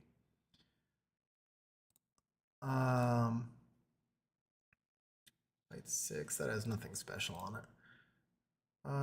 Crit damage. So those are the most common areas I see people make mistakes on that team. The Colleen transmog is critical, by the way, because the Colleen transmog cuts her action speed almost as much as the Vertihile transmog cuts his. And along the, I didn't need to do fight, do defense. Along those lines, that particular team having the Colleen transmogged keeps the team from desyncing, because it's literally, if you watch it in slow motion, when the Brandia attacks, the Brandia starts attacking before the team up that is actually doing the defense breaks and the debuffs occur. And because her animation is slow and the team up animation is fast, Brandia actually starts attacking before the debuffers act, but the debuffers arrive to the boss and add the debuffs before the Brandia hits, allowing her to do the big damage. And the same thing happens again after the jump. The Bale starts attacking, and his first hit actually comes up oftentimes before the boss is even defense broken. And then the debuffers all cut in and do their debuffs before the Bale does the remainder of his hits. So the actual animation speeds are incredibly important on that team. Shmoo, I absolutely do. Yeah, if you guys, and I haven't done many shout outs on Raid yet, because we're gonna do the Raid portion after we finish building the team. But this stream is sponsored by Raid, guys. I'm legitimately playing it. I'm legitimately enjoying it. As I said, I no longer have a Summoner's War account, and Raid has been a lot of fun. It reminds me of kind of like the things I enjoyed in Summoner's War several years ago. Summoner's War did a great job of quality of life updates over time. A lot of them were really, really awesome. But some of them, I think, changed the game in some fundamental ways that changed some of my enjoyment levels. So it's nice for me to go back on some of those old things that I used to enjoy, and have those options there. But anyway, yeah, I had waited years to do a Raid sponsor before I actually tried the game. And now that I've tried the game, I am enjoying it. So we'll do the shout out, whoops. Let me repurchase that. We'll do more shout outs on that later. But in the meantime, if you've never tried Raid yet, I do highly recommend it. With my code, you get 2 free epic heroes. So you get Tagore is one of the epic heroes that you get as soon as you sign up. And then as soon as you reach level 15, you get Jarl. So you get 2 free epics. And then there's multiple in-game events right now, so you can get multiple legend champions for free as well. Loki is available through the Asgard Divide event, which Loki actually has been like really fun for me. He helped my farming teams quite a bit. And then there's another one, Wukong, that's available that is only available for new players. And because I started last month, I didn't get him. And he's been like just crushing me in arena. Like legit, every time I hit him in arena, I get wrecked. So the Wukong is available in the first 3 days if you use the code that's in the chat description. And then the Loki is available just by logging in 7 days and collecting it through an event. So if you guys haven't tried Rage yet, definitely recommend it. You know, apart from the fact that it's sponsored, like I said, I'm just actually playing it and enjoying it. And we'll switch over and I'll show the game after we're done building this team. And then to Shmu's point, obviously it does help me out if you guys use my code and use the link in the description, because it, you know, it's a sponsored stream. So it shows that, you know, the people are coming through from our channel, and it helps the channel out quite a bit. And as I said, I do intend to start doing more content once again. It's really ironic that getting rid of my Summoner's War account is what enables that, but that is actually the case. I hope. I believe. I've been saying for a long time I wanted to do more content, and I know it has not often panned out. So I guess we'll just say I hope, but I really hope that I'm going to be doing more content over the coming months now. All right, that's unnecessary. This is kind of a decent rune. These are $5. Ooh, okay.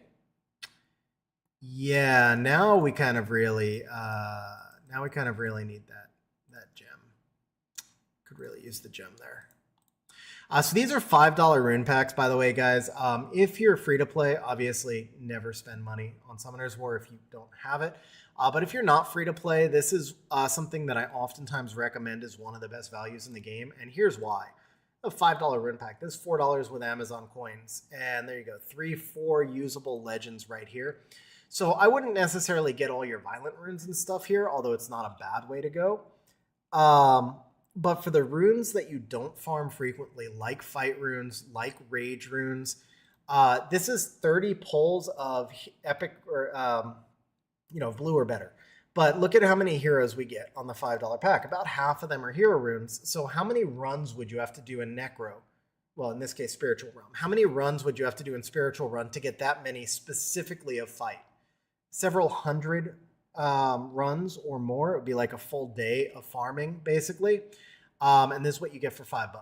So this, to me, is one of the best values in the game. Like, you legitimately save probably 1,200 crystals worth of farming to get these runes. And then look at this. Like, this definitely could be a Sonya upgrade right here. Kind of unfortunate that it landed that way, but it had the potential. That's just sell. That's sell. That's got potential. That's probably worth rolling out. 17 crit rate, even though the other 2 rolls are bad. See, the thing is also with fight runes, like most stats literally don't matter because you're just using these on dungeon teams. So like that rune that rolled flat HP, it literally doesn't matter. As long as it's got the 17 crit rate, that's enough. This rune's actually just like a super solid, efficient rune. It's not actually a good fight rune. It's actually a pretty poor fight rune. But it is a really efficient, like it's crazy, not crazy efficient because it's losing a roll in there, but it's a very efficient rune, like 110% or something. There you go. That's actually solid. So we get crit rate, speed, attack percent, please. Thank you. Please and thank you. Yes. This is actually pretty OP rune right here. So here I guess we would just gem HP when we get it. Let's see here. Sell. Sell. Yeah, we roll that for attack.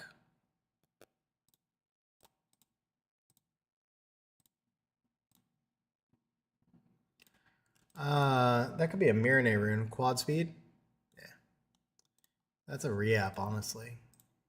Maybe not a top priority re-app, but Just for like a Dova, more so like a Dova, because the Dova is like 20 plus speed slower than the Mirene. So you get this to be like you just land a triple speed, like not even a high triple, and then you can use that on a Dova. Other monsters as well, obviously. But that's a solid re-app target. All right, so that gets all of that. Let me block this and reload. I need to grab an updated JSON with the runes that we rolled.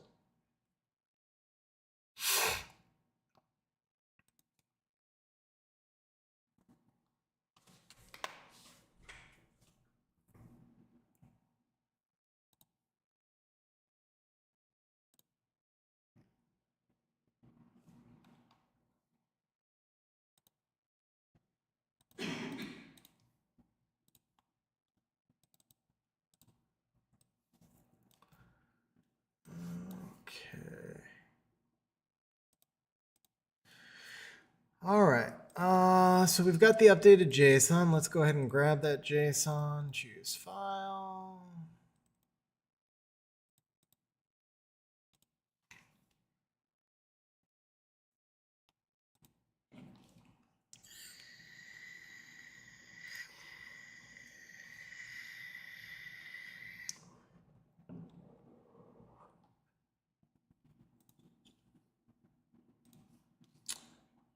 All right.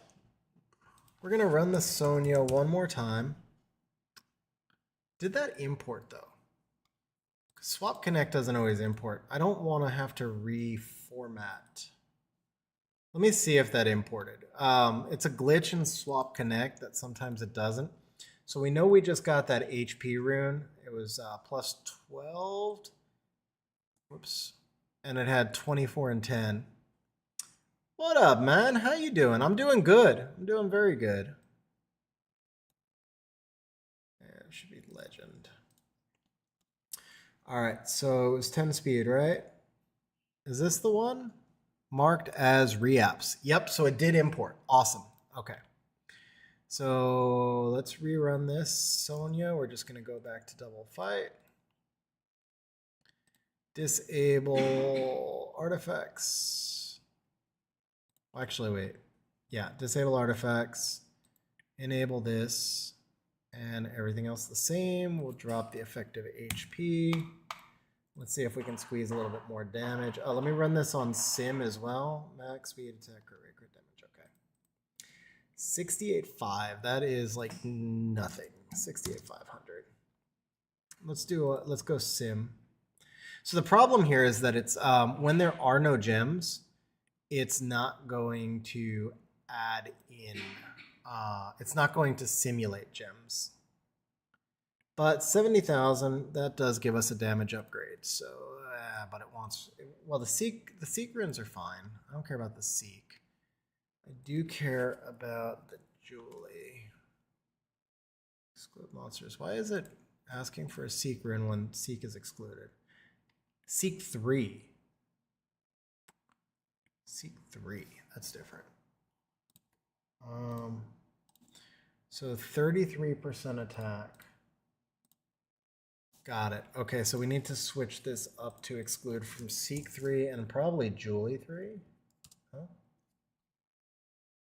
That's weird. That is weird. Okay, so there is only one Seek. No idea what that's about. And then we want to exclude, it's actually reading it as Julie 1. Okay, that's fine. Let me run this one more time.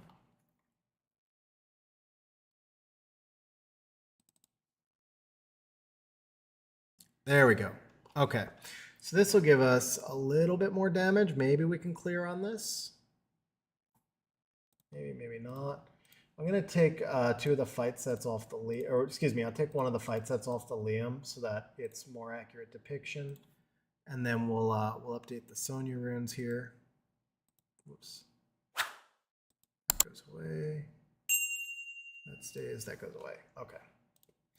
All right, so we're going to take the Will 6 from Frederica.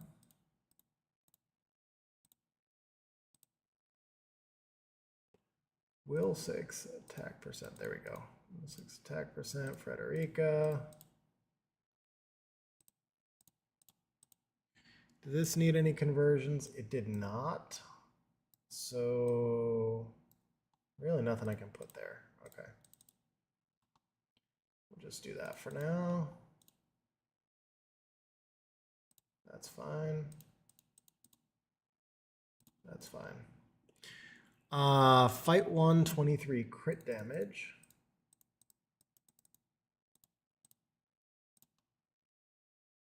And that is very gemmable and grindable. Fight 2 with 15 crit rate comes from the homunculus. Will 3 from Belial. Fight 4 from Nikolai.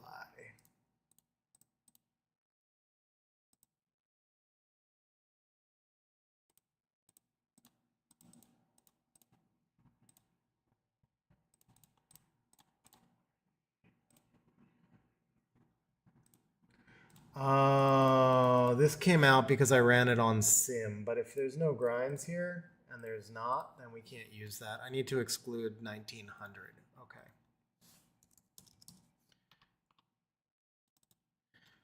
Rip. All right, so instead, we're gonna just change out the slot 1 for a new rune, 23 crit damage.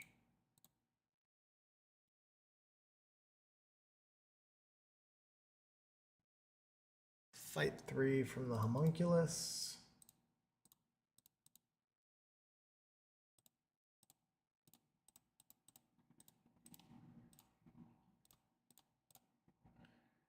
And will 2 from a Miho.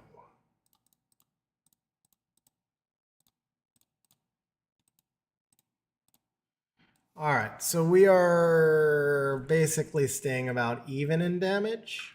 Yeah, it does. This is actually a better build, slightly, because you can regem this and pick up a little attack, but I don't think it's going to be enough to make a difference. There's nothing you can add there except crit rate, which doesn't do anything for us, or just probably flat HP.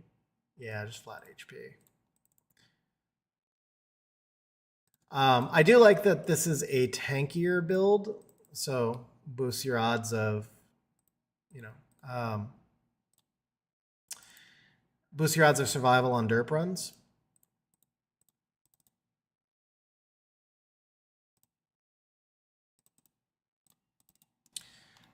But otherwise, it's not that big of a difference. All right.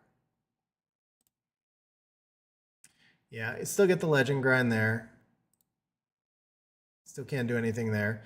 And you can regem that now for a bit more attack. So ultimately, this will be a better build. When you have the gem on here, it will be a better build. But in the short term, it's not going to actually change anything for us. All right, so let's go ahead now and do the Patrick. So Sonya is at 154. Let's come back over here to the speed tune. 154 is correct. We're at 154. So 172 combat speed. So the Patrick's going to have to be 170 to 172. 15%. And then Patrick's going to go on rage. Attack, crit damage, attack. Let's turn all of this off now. It's not as necessary for rage build. We're going to get plenty of damage. We're going to look at what we do on skill 1, because the skill 2 is going to do enough damage anyway. First attack. We're going to skills, guild. It's not guild war. Attack, buff, crit, max. All of that's fine. That's fine. 78,000, okay. Disabled, no broken. That's good to go. All right, one build. Easy peasy.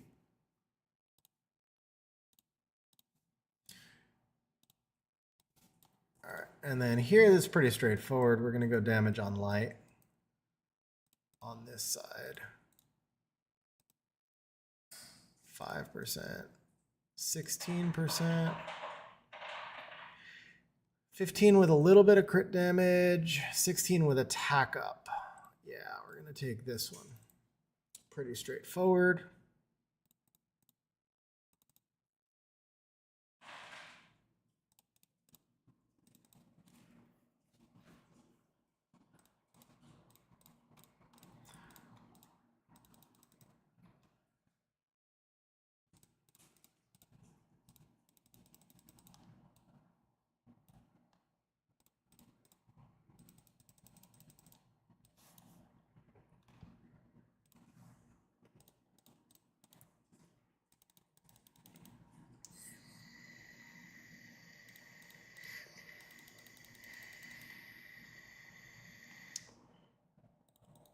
All right, there we go. One turn CD.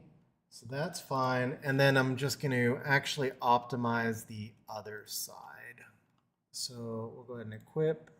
Come over here. So we use equipped. Turn that off. Tangible locked is fine. And we'll go with... Oh, okay, that makes sense. Attack up percent.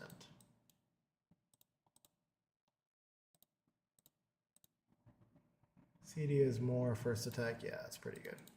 Okay.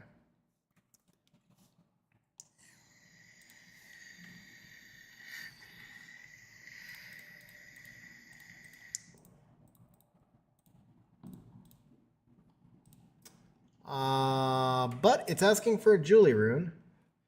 So that's not going to work for us. So it's reading this as Julie 2 for some reason. Let's go ahead and disable Arties.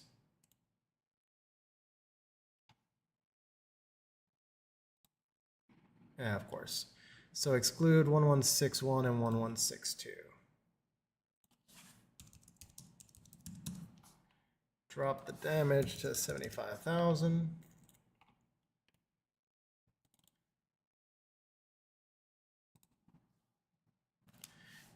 Pretty sure.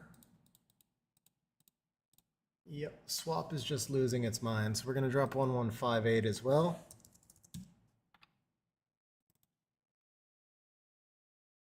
And 1160.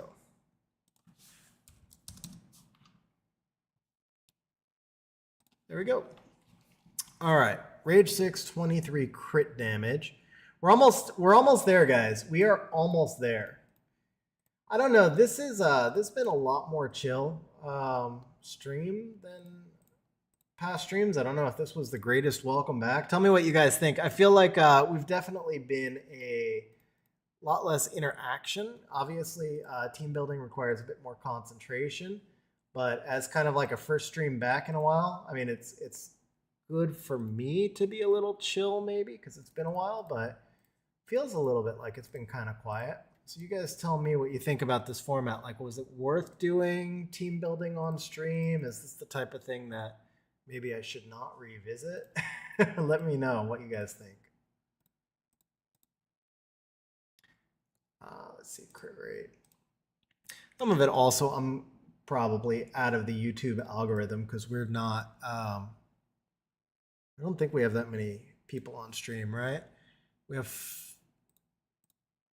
yeah, not many at all. So maybe that's part of chat's probably quiet, but then chat's probably quiet at the same time because it hasn't been as interactive as normal.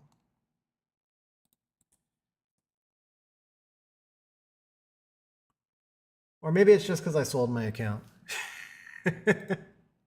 One of those things. One of those things. Let's see here. All right, we're looking for 16 crit rate off the Luna. That's going to be a Rage slot 5. And then here we need crit damage, 36 attack.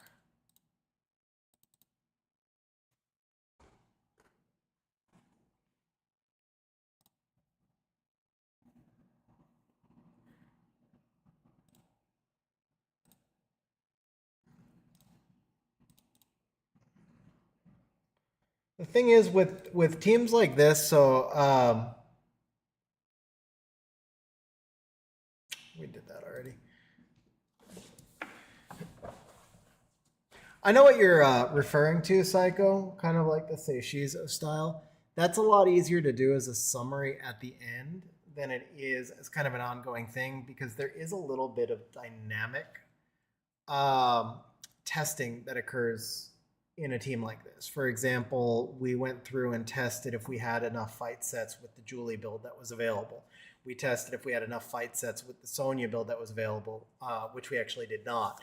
But let's say the Sonya had more damage and I was able to drop fight sets elsewhere. If the Julie had more damage, I could have run the Sonya on Rage. So there's a little bit of dynamic decision making. I mean, it's not rocket science, like super complicated. but you can it's more like a choose your own adventure thing where it's like, okay, if this door is open, I can go through it and build the team in this direction. And if not, then I can kind of go through it and build it in this direction. The goal for me, however, is to edit the stream down into a video. How effective that'll be, I don't know, because I meandered around a lot. I might just wind up redoing this offline as a video. I'm not positive. But that was the plan coming into this, is that I would stream the process live and then make a video out of it. All right, we're going to run the Liam real quick. I will flip over to swap, but I mentioned this earlier. Liam's stats generally don't matter like at all here. So all that really matters is that he's slower than Patrick and faster than 170. So the Patrick is 154. So we're going to go ahead and just throw the Patrick in. Ooh, Patrick's under speed. I'm glad I did that. All right, I do have to grind the Patrick a little bit. That sounded... That's not how I meant that to sound. Patrick's not my type. Let's go here. That's good. 155, so he's now up to speed, but we can squeeze in one more somewhere or not.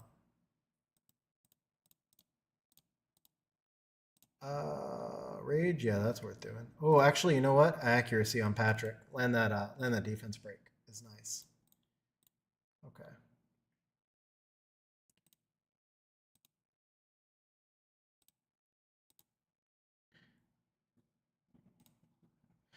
I will chuck the legend on slot 1 if needed, but I want to see what the Liam build comes out because 170 is sufficient. The only reason I would need one more speed on Patrick is if the better Liam build came out at 171. But we actually want to keep the Liam at 170 if we can anyway, because it makes him easier to tune for your Dragons team later. Because Liam needs 169 on Dragons or 170 on Punishers. And then since he always acts last, the slower he is, the easier it is to build everything in front of him. So we're pretty much going to just try and put him flat at 170 anyway. Then we're going to take this. The only thing is with the Liam here, I'm actually going to put him at 85 crit.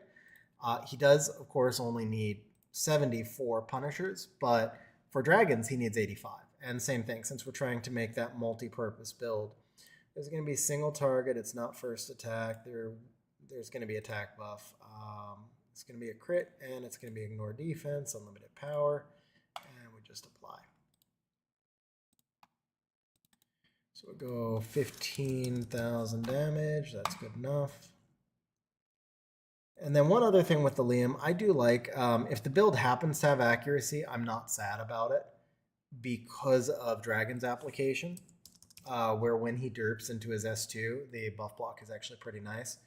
But then again, the Dragon's resistance is so high that it's, also in Punishers, I guess in theory he could derp into an S2 and buff block the boss, but usually if he goes S2 he triggers the side crystals anyway in Punishers. But a little bit of extra HP, kind of like we did with the Seek, that is nice for a little bit of survivability, especially because the Patrick is super squish in this build. And since the Liam build, again, if his AI triggers, he kills no matter what. We may as well shift some of those stats into areas that can benefit us. So just keep pushing this up a little bit. 77,000. We make sure also the Patrick's excluded while we're doing that. And let's see, we're on our final page. So damage is all the same there, 79, 78. So here we go, 79, 23 accuracy. The crit rate's a little wasted there. Let's go 86 and 21. This works. Now, why do I care about him having too much crit rate? Because fight runes are a limited commodity, and as you build more dungeon teams, if the Liam has a whole bunch of crit rate that he doesn't need, then somebody else will be short on crit rate that they do need. However, it looks like I forgot to equip the Patrick runes in swap. No, I didn't. Wait, that 38 flat attack never wound up on him. We messed with it, and then we went with a different build. Okay, no, we're good. So we're going to take a slot 1 from Teshar. We're almost there, guys. These are the last runes. The last of the rune Heekins. Oh, man, it's asking for the... Why? It is literally marked as exclude.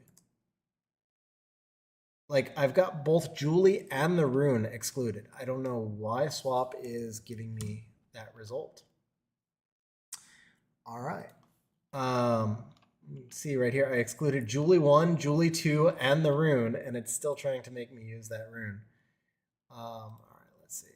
So it's 11:58. Let's just make sure. Okay. There we go. This one's the same Frederica, but it's a different rune. So we're going to come back over here. I will say Swap Connect is a little glitchy at times compared to regular Swap. And Swap Connect is what I use when I do paid account servicing, and also what I use on stream because it allowed me to use a completely different version of Swap and then have my regular Swap customized for my account. I suppose that actually means that I can go to... I no longer need the regular Swap, huh? So I could probably just start using Swap for everything. I thought of that. All right, we need 21%. Is this will? No, I'm looking for fight. That's why. Fight 21 over 12. That's the rune. All right. Fight 4, 26% HP. All right, guys, over-unders now. Did we get this on the first try, or am I going to have to make tweets? Put a 1 in chat if we got it right on the first try. Put a 2 in chat if I'm going to have to make tweets. Tweaks. Tweets? Where the hell did that come from? Tweaks.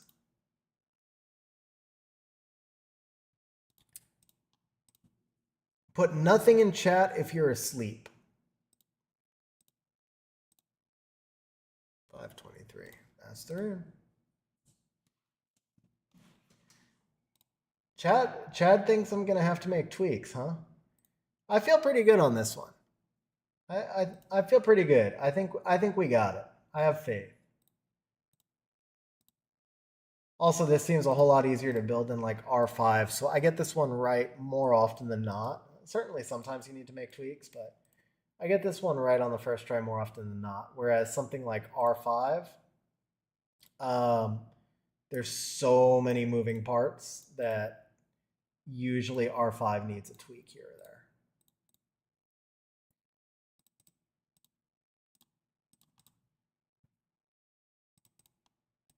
All right, 149.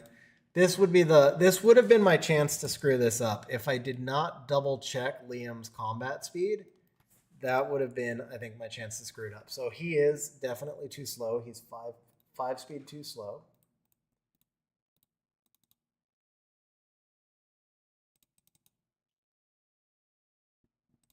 Five speed is complicated. Because that's 3. I need a regrind somewhere. Okay, yeah, so I can regrind this and regrind the other one, and we'll get our 5. Okay, that's 1. There we go. Good to go. Crit damage, crit damage. Yeah, we got a crit damage. Sweet. HP? No HP. Okay, that one's done. Don't really need the crit. Well, I know we don't have gems. Okay.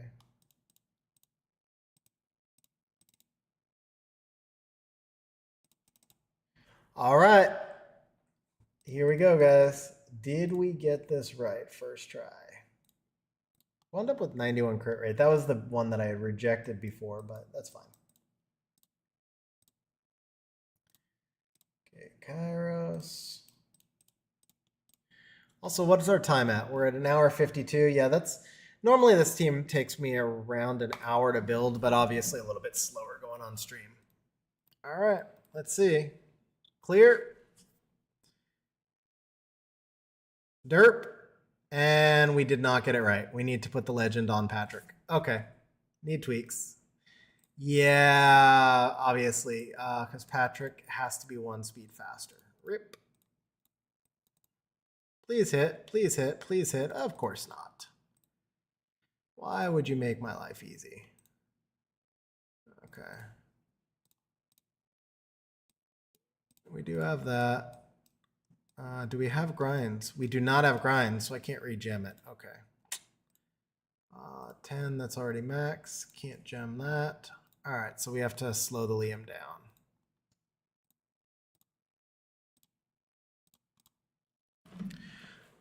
Oh, no, I have to speed the Patrick up. So I'll have to refresh the JSON. Okay.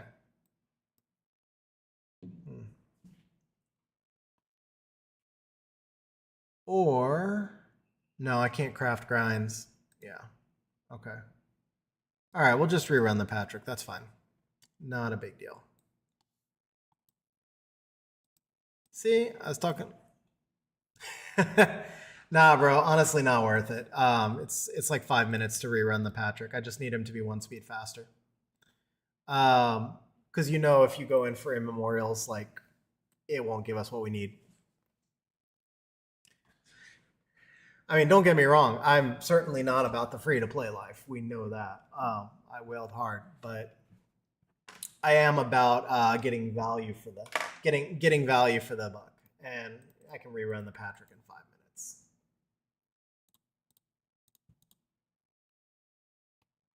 Okay.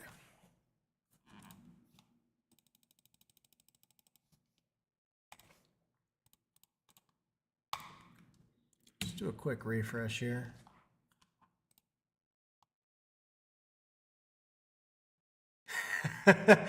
Okay, so let's clarify. When I say value, what I'm referring to is value in entertainment value, because every SWC scroll gave you a dopamine hit as you summoned each one. Then it gave you a sense of sadness as each one failed to give you anything good. But you did get that initial sense of enjoyment as you summoned them. Whereas an immemorial pack is not even going to give you that. Immemorial pack is still probably the worst value in Summoner's War, I think. Okay, Patrick, Sonia.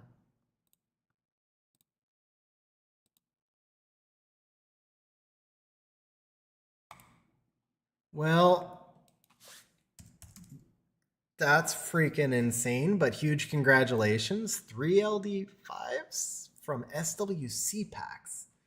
That's nuts, dude. That's like 3 and 30 scrolls, or how many were available? I don't know how many were available, but usually it's like two scrolls a pack or something, right? So 10, 15, like 31. I think it was like 31 scrolls available that you could buy. So you got one every 10 scrolls.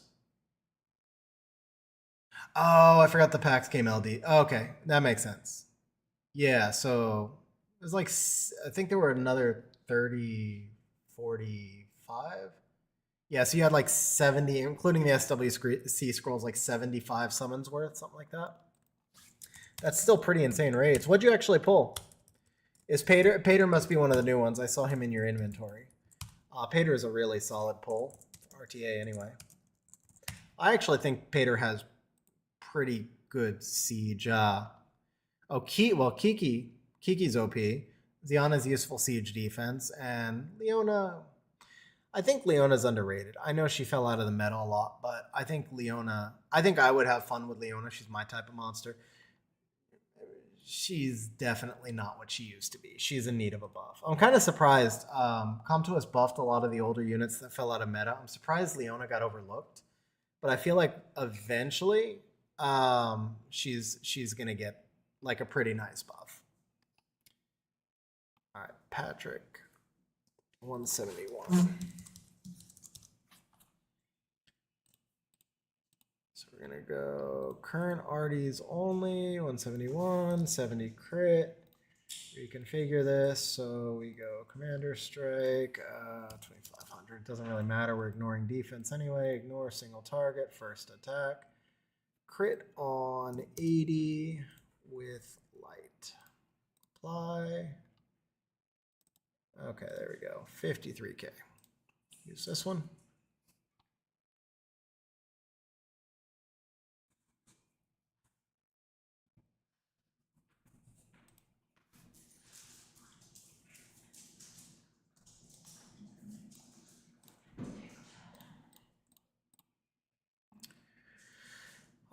we're gonna change the slot 1 for a 25 speed rune. Did I forget the?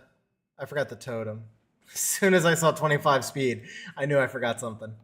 All right, 56k. There you go. Patrick. Okay.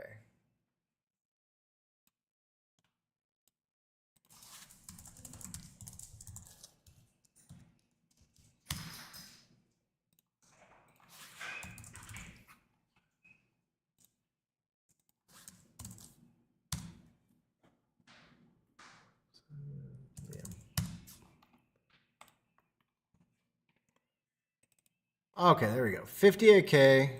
And all we're changing is the slot 2. Sweet. Damage upgrade. So we go attack percent over speed, off bird. Perfect. Gain 1 speed, gain 2 crit damage. All right, take 2, guys. Take 2. Did we derp a second time?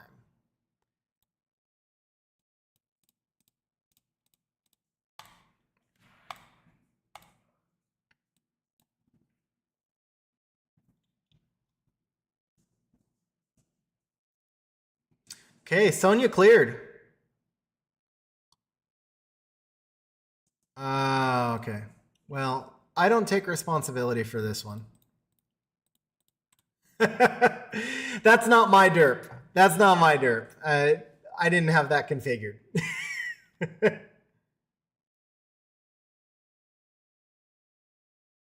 Yeah, we get a mulligan on that one. But Sonya cleared in the new build. That's actually pretty nice. So it does have the potential to reach that fastest time.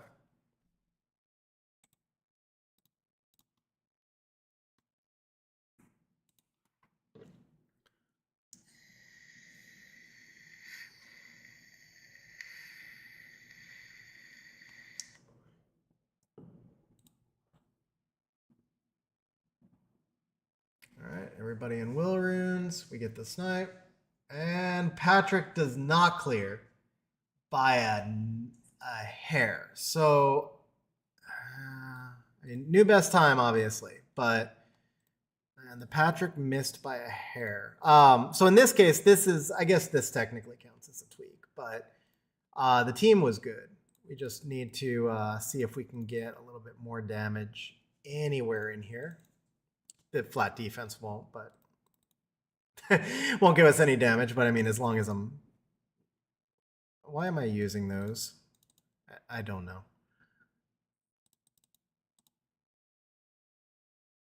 There we go.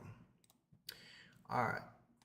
Yeah, it doesn't matter. Nope.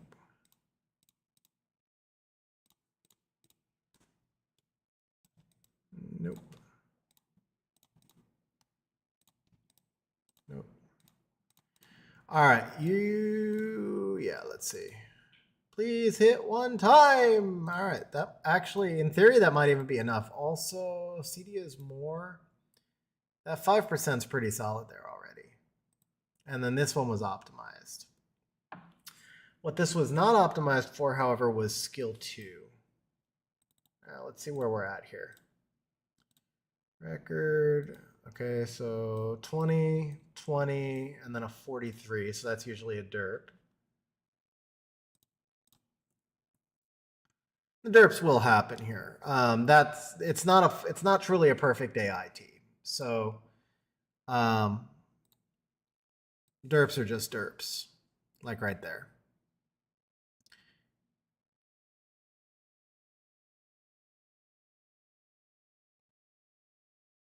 Okay, Patrick. Sonya survives. Patrick cleared there. So new best, and that was with Sonya derping on mid. So that's not bad. Yeah, it should be pretty stable from here.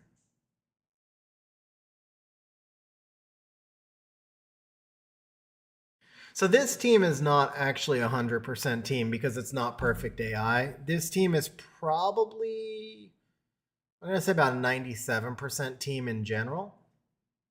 That right there, so you got the Patrick derp or rather the Sonya derp on the end boss. The Liam clearing, that's nice, but the Liam's not guaranteed to go there because we weren't at perfect AI threshold.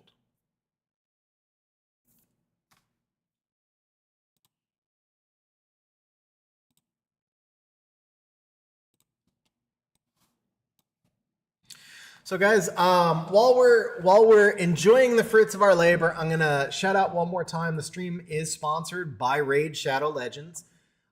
There are things in my throat apparently.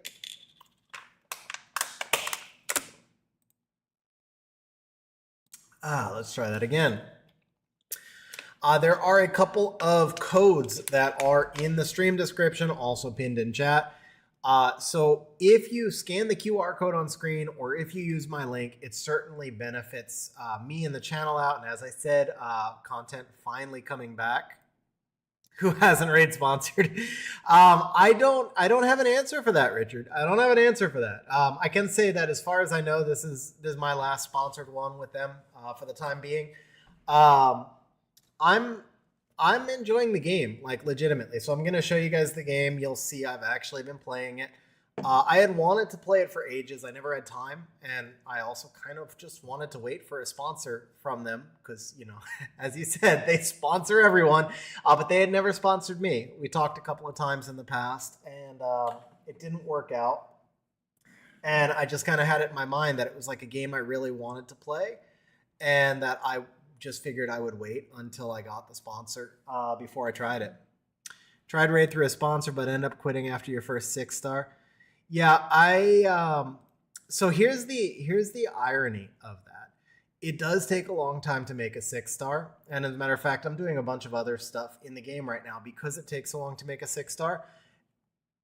But I like that. So like you say, spoiled by Summoner's War, but so for those of you who didn't catch this at the start of the stream, I no longer have a Summoner's War account. I am still playing. I'm sharing an account with somebody else, but my account is gone. It is not gone. It's still in the game. It's just no longer with me. And there were a lot of reasons that I got rid of my account. But one of the reasons, and I know this is the definition of a first world problem. I absolutely know this is the definition of a first world problem. But my account got too strong. And the thing is, like, I did Siege, you spam 9 Miris and you run a Julienne. RTA just really, I hadn't enjoyed RTA meta since the rise of More Chung. I hadn't really enjoyed RTA meta. And like, as a result, you know, it wasn't good for content because I know when I streamed RTA, I never played Chronicles. Chronicles wasn't for me. But yeah, when I streamed RTA, I know it just came through. I was just angry. Like, and when I played RTA, I would just get angry. I'm not an angry person. Like, I'm legitimately not an angry person, but man, RTA makes me rage. So it was never great to make content. I enjoyed it for a long time and I still enjoy it on occasion, but playing it competitively was just not great for me. And so the game boiled down to like all I was enjoying for the longest time was Siege tournaments. And then regular season Siege just got dull. Like you just spam the same attacks 10 times over. And like you just spam the same cleaves. It's like in any Siege, it's like, okay, I run 3 Sonya Adrianas, I run a bunch of Amelia Bulwarks, and I run a Fang or a bunch of Miris, and that's a Siege. So first world problem, 100%, I understand, but that's kind of what it was for me, is I had no objectives left. I had no goals left in the game. My account had everything, and that's, you know, again, I know it sounds like I'm whining about that, but the point is that I needed new challenge. I needed to do something that I would enjoy that was not easy and was not RTA. Those were the two big requirements. It had to be not easy and it had to be not RTA. I will still play RTA. I mean, I intend to keep up on the meta. I actually enjoy playing RTA on other accounts much more than I enjoyed playing on my own. And I'll still be playing and I'll be making content now. I just won't be doing it with XG anymore. Whether or not I'll start my own account up again or come back with my own account, Right now, I would say more likely not than so, but maybe. I don't know. I mean, who can say what's going to happen 6 months from now or a year from now? But in the short term, I don't plan on having my own account. But I do plan on making content. COA, COA, COA. I can't think of what the COA acronym stands for. I'm trying to, but it's not coming up. Yeah, and then Chronicles, that was a time thing for me. Challenge of Ascension. Got it. So to answer Chronicles, that was a time thing for me. I really never liked playing more than one game at a time, but especially with Summoner's War, it was like a second full-time job when I was doing content creation. There was just no time. I mean, I work 50, 60 hours a week in the day job, and in a good week, in a bad week, much more. So, yeah, I just never had time to try other games because I didn't want to get hooked on another game. It's pretty much why I never did Raid before now, and why I never did a bunch of other games. The game I've been playing lately, Eternium, I've been enjoying quite a bit as well. So one of the things I'm enjoying about being freed up is that I get to spend more time with family. That's number one. But also, I get to go out and try a bunch of new games and enjoy a lot of different other content instead of being locked into one game that I have to be on 24/7 to be hyper competitive. Now, to answer COA, I did some COA stuff. I think when I retired, I was maybe like around level 70 on COA. I might make some COA content, but I feel like it has not been all that popular. Like when I've seen, for example, Say put out videos on COA, it didn't seem like it got a whole lot of views. I know people streamed it a ton when it first came out, and the streams were popular, and then it just like vanished from streams. So what that kind of tells me is that it probably wasn't the type of content that stayed popular. But I might. The new account that I'm playing has the second fastest Swift set I've ever seen, and literally nothing else. Like no monsters. That's not true. It has a fair number of monsters. It has almost no dupes. It has practically nothing in terms of LDs. It does have some good top end Vile runes, but like no depth. But just crazy 235 speed Swifts and a 34. And just pulled another second 34 speed rune today and stuff like that. So it brings in a lot more challenge because it's one dimensional. It has one thing. It has the fastest Swift set ever, and really not much to do with that Swift set. And so it opens up like a whole lot of new challenges. So doing COA on an account like that, I feel like that would be more relatable. It might be better content.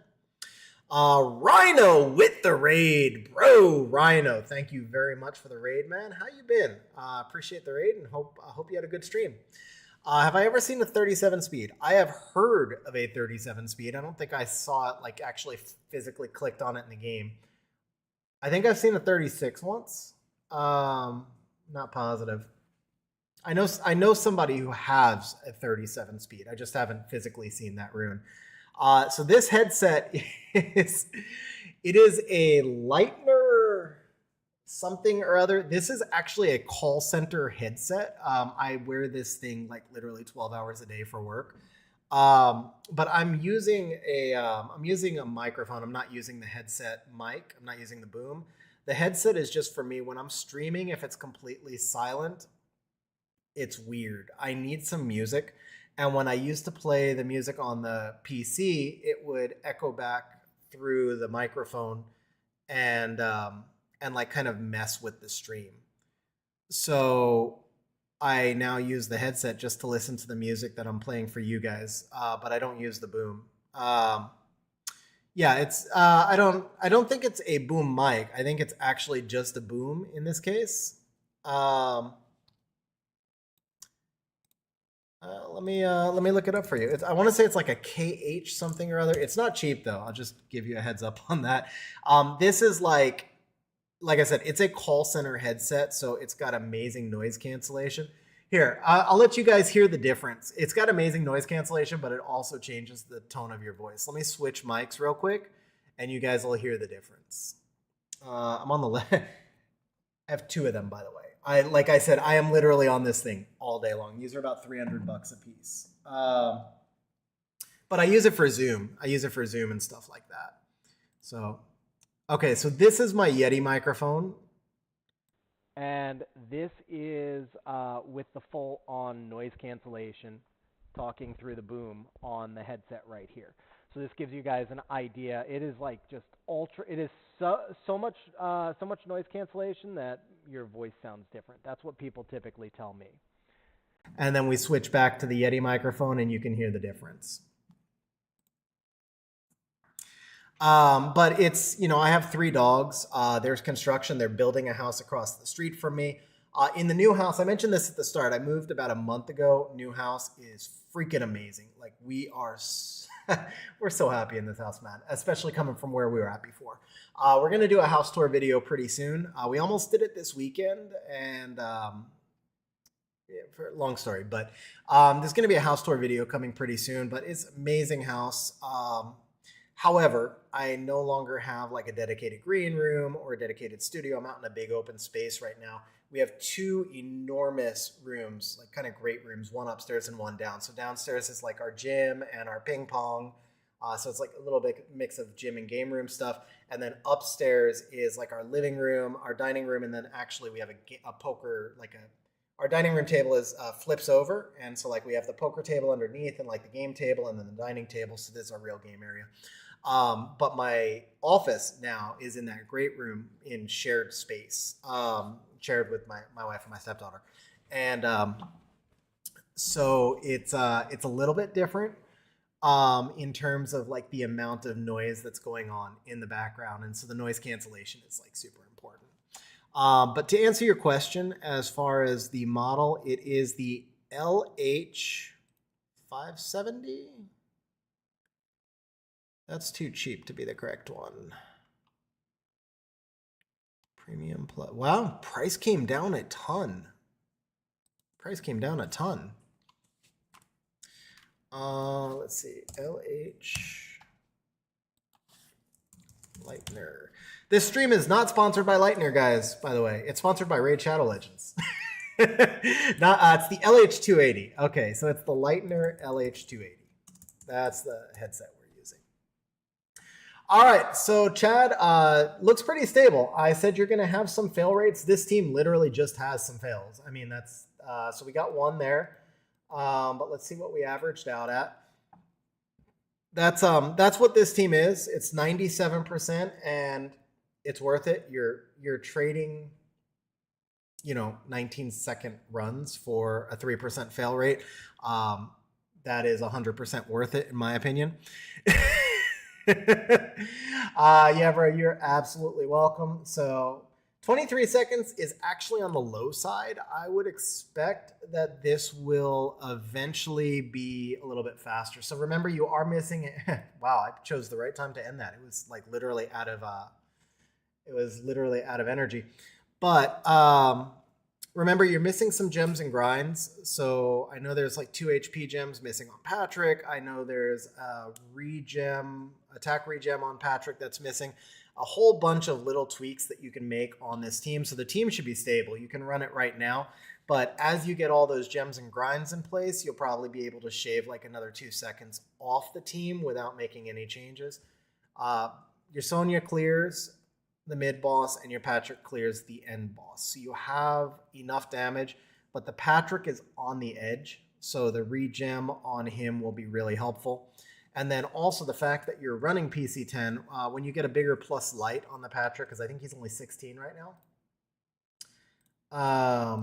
Yeah, he's only 16, so you can get a 20 on the Patrick. That'll make a big difference. There's already a 20 on the Sonya, and I would keep that 20 on the Sonya because that's what's letting her clear the mid boss. And then the Julie has the 17, but Julie's more important. So yeah, as soon as you get a bigger plus light on Patrick, you'll cut some time. And then the biggest thing is just the gems and grinds. So guys, now we have been dancing around it all stream long. For those of you who just came in on the raid, I appreciate you guys jumping into stream. I hope you choose to stick around with me for a little bit. But we are going to be actually switching over to raid. Raid Shadow Legends now. So let me just block. Actually, yeah, let me block this for one moment because I need to do a proper logout on Chad's account. Okay, Chad, I am out. And now when I close this and I bring this back, it should have us on raid. There we go. So guys, today's stream was sponsored by Raid Shadow Legends. I've been talking about this throughout stream, but I know a bunch of you just came over on a raid. So raid and raid, there you go. But this is true. So I've been playing raid. This is true. I waited like 2 years for raid to do a sponsor before I played. I had wanted to play it for ages. I also never had a lot of time. But I've been playing it since I started the partnership with them, and I've been legitimately enjoying it. It's a fun game, and this should come as no surprise because it's a game that a lot of us are very familiar with the gameplay from. And so what I actually want to do today is really just show you kind of what I've learned on the game, show you the things that I'm actually working on right now, like my own personal progression goals, and just talk about the game a little bit. So we are going to start. I've been saving summons. I have to save summons for the partnership, so I've been saving up my summons. We're going to start with summons. We've got 10 Sacred, 10 Void, and 22 Ancient Shards. Before I start the summons, just the quick shout out here. If you guys have not played Raid, we've got the QR code above. Scan the QR code or use the link in chat, and it helps out a ton for the channel. It helps show that, that we can be a good partner with sponsored content. But also, if you've never tried Raid, again, it's really fun, and you'll get, so like when you use my code, you get one epic hero. You get Tagore immediately. As soon as you reach level 15, you get another epic hero, which is going to be the Grizzled Jarl. And then, you get Grizzled Jarl immediately. And then when you reach level 15, I'm mixing up my promos here. Because we did the videos last month. So my apologies. Use the code. You get the Grizzled Jarl immediately. And then you get the Epic Zargala as soon as you reach level 15. You also get 2 legendaries. So one legendary comes from the Loki chase right here. You just have to log in 7 days. As soon as you log in 7 days, you get Loki. We're actually going to use Loki on this stream. He is actually legitimately good. He helped me a lot with progression. Not necessarily normally like an early game dungeon hero, but he works really well for progression when you have a small box. And then there is another legend that they're giving out right now, which is Sun Wukong.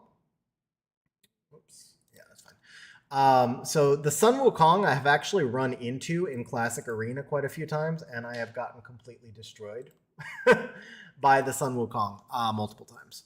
So the Sun Wukong is completely free, but you have to use the code in the first 3 days. That code is Monkey King. So you type in Monkey King and you get Sun Wukong. He is really strong. Actually, let's go ahead and just pull him up, and then we're going to do summons. Doesn't tell me what faction he's in, actually. So I can't pull him up. So one thing you guys will notice about Raid, there's 16 different factions. Every champion is divided into a different faction. And this integrates into a lot of the different elements of the gameplay. It's actually pretty cool. So, and I know I'm kind of bouncing around a little bit, and I know I promised you summons, so we're going to go over to summons here in a minute, but I'll just show you as far as the factions, because this is kind of relevant to the summons. In order to progress each of your champions, you're going to do certain things that are specific to their faction, and there's faction leader skills. So, for example, you would come in right now. We've got Sacred Order of the Crypt open, and I could actually farm for glyph drops that are specific to the gear for that faction. I think I missed Bannerlord, and that's a rip because Bannerlord was open yesterday, and I wanted to farm that, and I forgot that it was open yesterday. But yeah, so factions are an integral part of the game. I will say the overall champion system in Raid is much more robust. We'll use the word robust than some other games that I've seen. It integrates like facets of a lot of different games I've seen, but it integrates them all really well. So you've got this mastery system. And again, this is like you go to a dungeon and you farm these scrolls that drop that allow you to open up different masteries. So you can see I'm working right now on getting my 3rd tier open for Lady Kimmy, which is I need 80 of the green scrolls to unlock Lady Kimmy. The 2nd tier unlocks on why would just say white scrolls? I think there's a specific name, but I'm still learning some of the terminology. But the 2nd tier, these masteries right here, like where heals champion 10% of max HP every time an enemy is killed, that's opened by the white scrolls. So I farmed out the 2nd tier masteries of most of my champions. I've actually spent a lot of time focusing on Ascension so far. So you can see the Lady Kimmy is fully ascended. And, you know, the point being that there are a lot of different, you've got your level, you've got your rank. So the things that we're all used to, like being able to 6-star a champion and leveling up a champion. But then the Ascension, which actually there's 6 Ascensions on a 5-star once you 6-star. Well, 6 Ascensions on any champion once you 6-star it. Those add in some cases skills, in some cases passives. They also add the ability, for example, to use additional accessories. So all of these different components go into building a champion, and many of them are specific to the champion. So for example, the masteries, you have to farm those scrolls with that champion. They drop specific to the champion. That's something I really enjoy.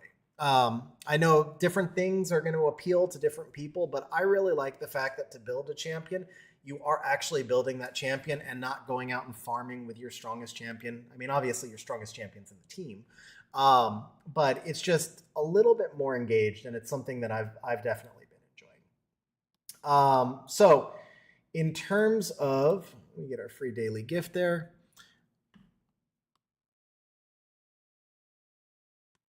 Yeah, absolutely. And also fusion plays a bigger role. So I would say that legendary heroes, legendary champions in Raid generally feel a lot more accessible. Now, there's over 800 champions in Raid. I actually don't know exactly how many legendaries. There's also mythicals, which I'm have got none so far. I've got 3 legendaries. I mean, total. So here's the ironic thing, by the way, guys. If you use my code, you get more champions than I actually get. Well, the Loki is available to everybody. It's part of the Asgard Divide promotion that they've got going on right now. But the Sun Wukong is only for new players, and that code came out after I started, so I don't even get the Sun Wukong, even though he's like just destroying me every time I face him. Also, the OCD makes me clear off all the little notification things. You guys who are stream regulars know that. It doesn't matter what game I'm in, I have to clear all the notifications off. That's just me. And then we've got some arena tokens here that we can use in a little bit. Yeah, so you use chicken. So you use chickens as kind of like your fodder to level up, and it's skill tomes instead of Devilmon. Which actually I just got 3 skill tomes for one of the champions that I'm using for farming. But okay, so as far as this summoning session goes, there are quite a few different legendaries in the game that you can look through. So right now, obviously the event legendaries are the Asgardian Divides. So you have the Freya, you have the Thor. I will say that the graphics on some of these are pretty absolutely insane. So this is the Odin, but I thought the Thor, Loki. Thor is hiding from me. Here we go. I thought the Thor looked pretty badass. So obviously out of this summon session, I would love to get any of the limited edition champions, because limited edition. But honestly, the number one thing that I'm looking for right now is progression. So my theory on pretty much any game I play is always like you put progression first and foremost. You get as far ahead as you can, as progressed as you can, as developed as you can.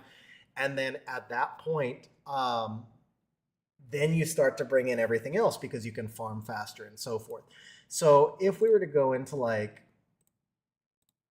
index right here, and we look through, I will say Banner Lords right now because I have probably more banner lords than anybody else. Definitely, I'd be hoping out of this summon session to pull a support. Didn't even have primal or mythic champions. Okay, yeah. So obviously, always more things being added. I can see that. But I will say, out of this summon session, if I can pull any kind of like legendary support, what I really need is a healer right now. So I'm using Lady Annabelle as a healer because that was just all I had. But any kind of legendary support with some healing function out of this summon session, that would be extremely helpful for me. Otherwise, anything with a skill 1 AoE would be extremely helpful for me because I do need to start to work on 6-starring some of my champions, and that's going to be a long process. So that's our goal. We will start with the Ancient Shards. We'll move from there to Void and Sacred, and ultimately, like I said, we're looking for progression champions today. So I'm not specifically looking for one in particular, although if I had to choose one, it would definitely be to get anything that's limited edition because you can never get it again. But really, I just want progression. I just want to be able to continue to level.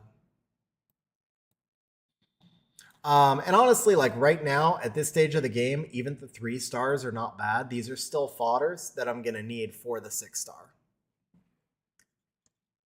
That is funny, by the way. I saw you mention the Ronda Rousey. I had not come across Ronda yet. Hey, there we go. We'll take that.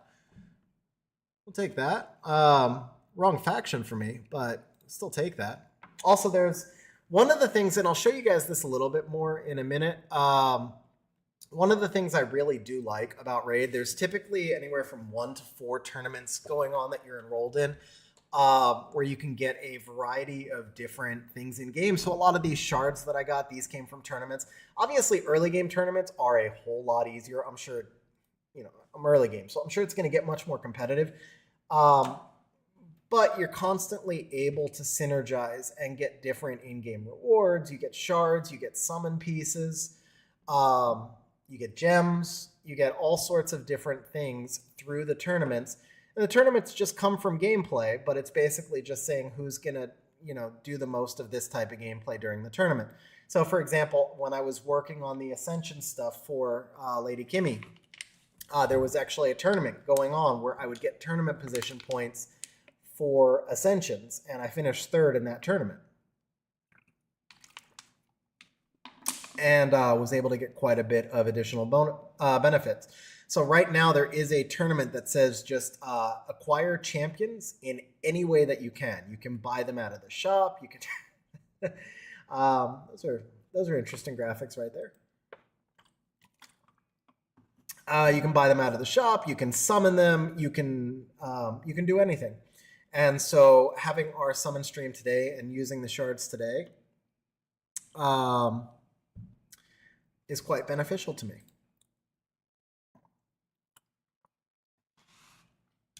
So Richard, I want to say if you were to give Raid another shot, I believe the Monkey King might be available for returning players as well. I'm not positive, but I think that the Sun Wukong is available for returning players as well. Oh, come on.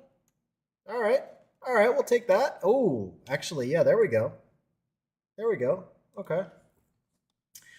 I think that's my first Undead Horde champion. Is it only new players? I could swear they told me it was returning players as well. Let me double check. Maybe I have the wrong code.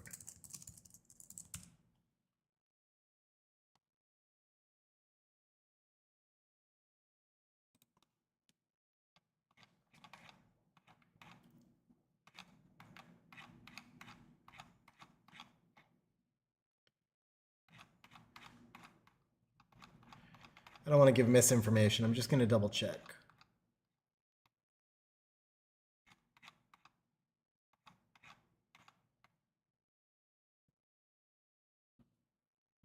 Got it. It's a welcome back link. Okay, so this is Epic Champion Tagor. Is this expired? Okay.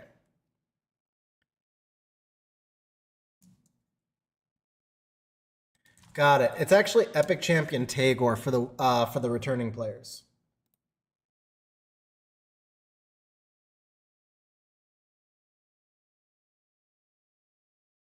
Got it. Okay, yeah, Sun Wukong is only for new players. Thank you, bro, for installing with my raid. Installing with my link. I appreciate that. I genuinely do. All right, back to the summons. Obviously, the much better shards await. But we did pull two epics off of we did pull two epics off of our initial summons, off of our ancient shards. So 2 out of 20 is not bad. I still got one more chance as well. I pulled a legendary yesterday. I had done some of the ancient shards. I saved all the big shards, obviously, for this stream, but I did a few of the ancient shards yesterday, and I pulled a legendary yesterday. Actually, so I'll show you guys before we move to the next one. So this was my pull yesterday. He looks pretty legit, I'm not going to lie. Ignore defense unit. So Royal Huntsman. And if we come over here to skills, so skill 3. So once he's triple ascended, so you can see right here, this is what I was talking about, by the way. So when I get to my 3rd ascension on the Royal Huntsman, my ignore defense increases from 50 to 100%. And then the first and the second skill are based on him landing a critical. So the fact that my artifacts, so artifacts are runes in this game. For those of you who are familiar with the terminology from Summoner's War, artifacts are runes. It's basically equipment. It's gear. So we come over here to artifacts. This is artifacts. My artifacts are garbage right now. So to get a monster to 100, to get a champion to 100 crit rate, I can't do that yet. So I can't really take full advantage. Plus, I don't have skill tomes for really anybody yet. I mean, again, early game.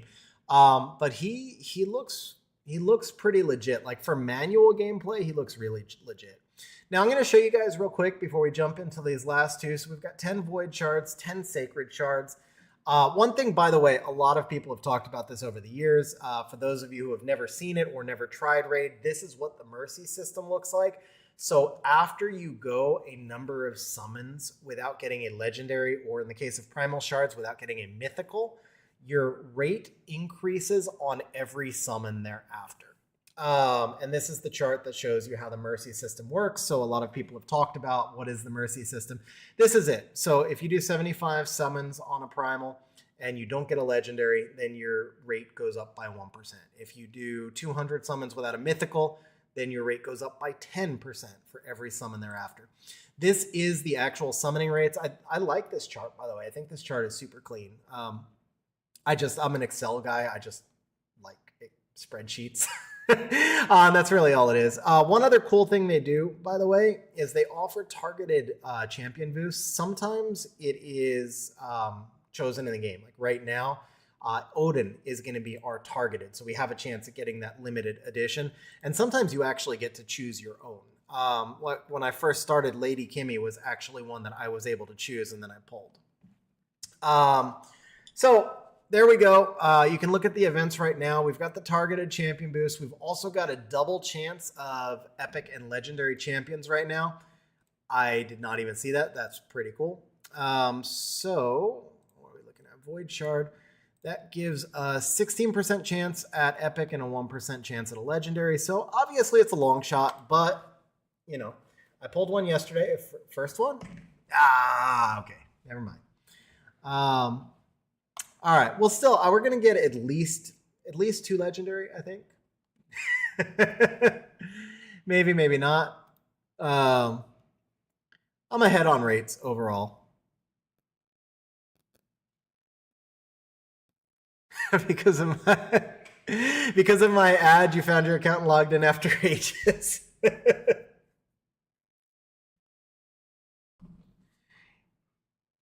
Yeah, no, you can see that's a good call. I didn't point that out. So void is where you get your kind of like the light and dark.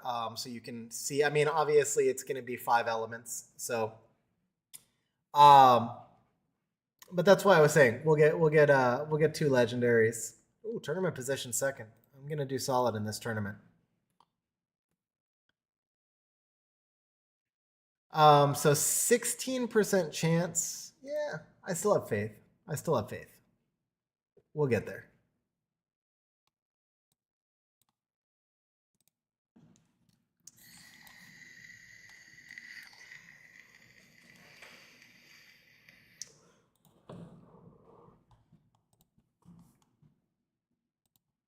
Hey! All right. There we go. Got an epic. Grim Reaper. Let's see. This is like our LD4. All right. So ally accuracy and faction crypts. All right. AoE speed buff. AoE attack bar boost. 104 base speed. Not bad. Ascended skill. Attacks all enemies with a 50% chance of attack break for 2 turns. Decreases turn meter of each target by 20% if they're not under attack break. And then this goes up 25% in goes up 25% in skill ups as well. So 75% chance of attack break. What's the cooldown on this? 4 turn cooldown. Okay. And then skill 1 is that's interesting. Attacks one enemy with a 30 skills up to 50% chance of decreasing the cooldown of a random ally skills. That's a really cool skill 1. All right, and then we can take a look at some of the reviews here. We can also see what people have rated. Yes, I am. I will show you the guild here in just a moment. Would love to have you guys join the guild with me. Reward program in some games called Tapjoy. NBA 2K Mobile. Dude, I remember that. I also remember playing NBA 2K. That was literally NBA 2K was my last game before Summoners War. I played NBA, but it was NBA 2K 18 or 19, I guess, because Summoners War was a long time. NBA 2K 18, I think. But that was on PS4. All right, so we're 4.8. These pretty solid ratings, almost all the way across. This is a solid pull. Skill 1, maybe not for Hydra, obviously, but skill 1 is pretty solid.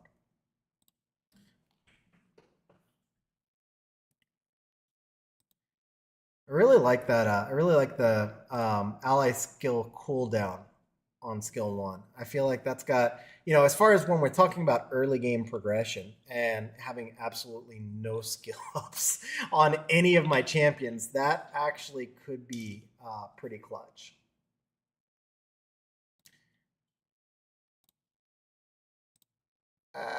Wrong button. Okay. Gotta clear notifications. Always clear notifications. Always clear the red stuff. So this is tournaments, by the way, guys. So you can see that just from doing our summons, we're actually in first place right now. So you need 4,500 points to take the special reward, which is an Odin Perfect Soul. So that will allow me to, if I get an Odin, that would allow me then to ascend the Odin. But we're going to get some gems, we're going to get some experience, we're going to get some fragments just from summoning. And then obviously we'll get some more fragments and some artifacts if we're able to hold first in the tournament. But not every tournament is about summoning. I know also because, they're not all about summoning. So you can see right now it's raid artifact from the Fire Knight's Castle, clear event dungeon. I've had some that are just about upgrading artifacts. So it's literally a variety of gameplay options. It just so happens that we got summons during a summon stream. Last NFL game was NFL 2K5. Yeah. So I want to say I played 2K 17 and 18 or 18 and 19. They were about $50 a piece, but then it got just crazy monetized. Like you could drop thousands in a month playing NBA 2K, which to me was kind of insane. Even though I can do that on other games, it was insane on NBA 2K. So yeah, I don't know. There was something about, because I was a console game player most of my life, and there were never in-game transactions. Like on console game, it pissed me off in the way that like in a mobile game, it was always natural. Like I've always never had a problem spending on any mobile game, but something about NBA 2K, I had a problem with that. Anyway. So, yes. So I am in a clan, going to that question. So it's OD Slayers, and as spots open up in the clan, would absolutely love to have you guys join. I do 100% enjoy the game and would love to strategize with all the early game progression stuff. Also, let me know if you guys are enjoying raid content, sponsored or not, if you want to see more content. Purple time. Well, as we have been discussing, not all people are free to play in all games. um, yeah, so we'll leave it there. And we will go ahead and do our last 10 summons. But these are the big summons. These are where we're going to have our highest rates. So these are kind of like legendary scrolls for those of you who are used to them. So we got a 6% chance for a legendary champion on each. Yeah, I mean, I've been saving everything I got, but then I get them in a variety of ways. All right. So we'll start off with a Kalia. I have not seen Kalia. Of course, I haven't seen like 750 of the champions in the game. So 30% chance of an HP burn debuff. By the way, I'll just show you guys real quick. This is kind of the breakdown on the different buffs and debuffs. There is a lot more than a lot of us are used to. I clearly have not memorized them all yet, but I will say that there's just a lot of really cool ones in here. So I think Veil to me is probably the coolest. And Veil plays, so there's Veil and there's Perfect Veil. It plays a role in a lot of different skill kits that I've seen work in a lot of different ways. And I've seen like some champions whose skills will be more effective when they're under a veil and so forth. But basically, if you're veiled, then you cannot be targeted by an enemy. So it's a mechanic that it's kind of like an opposite mechanic of like a threat state that a lot of us are used to. I think it's a really cool combination buff. But again, there are a lot more buffs and debuffs than we're used to. There's just a lot more, I think, in general, complexities and interactions than we're used to, and I enjoy that. So, all right. So we'll see Flame Tempest level 1. Level 1 obviously, but Flame Tempest. So it heals champion by 15% of the damage inflicted. I will say, at least in the early game so far, I've noticed most fights tend to go longer, and as such, I feel like there's, it's a little bit more important to have things like heal and sustain on a consistent basis. The biggest thing I'm lacking right now is a really good sustain unit, so this is the biggest thing I'm looking for. So we have an AoE heal reduction, so slightly different than a heal block, but heal reduction. And then once again, self-heal, but I need like a team heal. And then we have the HP burn. Okay. And then at Ascension 3, we get ally attack in all battles by 25%. I do need more leader auras as well. So definitely not a bad pull. But again, biggest thing we're hoping to get today is a really solid support unit. All right. Also, preferably that support unit would be a Banner Lord. All right. So damage increased by 20%. This is not a bad synergy. This one's not bad at all. All right. Also places, so attacks one enemy, 75% chance of weaken. Then we have attack buff. And then AoE leech and poison a little bit. This one's, so Scabrius is a little bit duplicative of some of the champions I've already built. Guild name is OD Slayers. So the thing is, obviously, right now, guarding resources at low level, so have to be careful not to build too much duplication. So we do get a Banner Lord here. All right, Lady Keelan. So AoE attack, 30% increase crit damage buff on allies. When it's at Ascension 3, it also becomes a 50% increase attack buff on all allies. That seems pretty legit. Also seems like a really good fit for what I need. I'm going to want to see the reviews on this one. Okay, attacks one enemy, places an extra hit if the attack is critical. So that's problematic for me because my artifacts are trash. But this could also help me get better artifacts. All right, first, fills the turn meter of all allies by 30% if you kill. That's pretty cool. Attacks an enemy and self-attack meter by 15%. Forgot to look at, I can't skill anything up really right now, but I do have 3 epic tomes. I was kind of waiting for this summon session to see where to use them. So we get cooldown reduction here, so 4 turns to 3, and we get cooldown reduction here, so 5 turns to 4. I'm Honestly, she seems pretty legit. Let's see the reviews. Reviews have her rated a little bit lower than the LD4 we pulled earlier, but decent for arena offense and campaign. Decent for Minotaur's Labyrinth. Okay. Probably an AI thing. She might not rate out quite as high as I was thinking she would rate out. Still not bad reviews, though. Everything pretty well above 4. All right, Kingashi. So, Shadowkin. What up, boo-boo? How you doing, man? He drops the whoa raid. I mean, you know, I don't have an account in Summoner's War. We did stream Summoner's War for the first 2 hours, actually. We built a PC-10 team. But I now have the ability to kind of diversify a little bit. Obviously, it's sponsored, but I am also playing raid at the same time. So, Kingashi, ally with 50 revive. Okay. Yeah, so this is sponsored, but I am also playing. I had been waiting for years.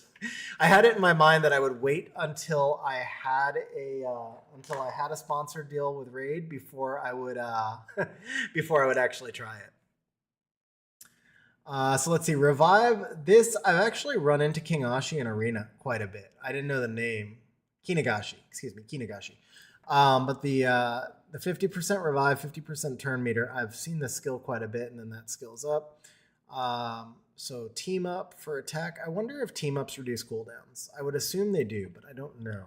First time I've seen a team up mechanic in raid, and then attacks an enemy 2 times with turn meter reduction. Okay. So I see him a lot in arena defense. I wonder, it's not rated that high, but then again, everybody I'm fighting is like 900. So, hey, there we go. All right, Armand's the Magnificent. So Barbarian faction. So he's going to be in the same faction as Loki. That helps. Oh, thank you, Purple Time. Appreciate that. Yeah, I do need to know, actually.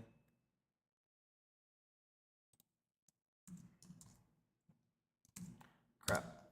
Let me just fix that.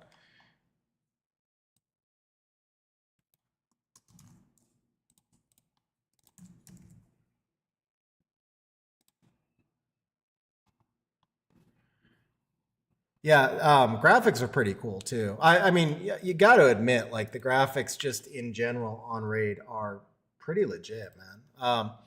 At least like the actual like close-ups of the champions, stuff like this, they're pretty legit. Like I can't really knock that at all. Just fixing the stream chat titles. Diablo said SSS triple S tier. Ooh. All right, now I'm like I'm hoping you're right.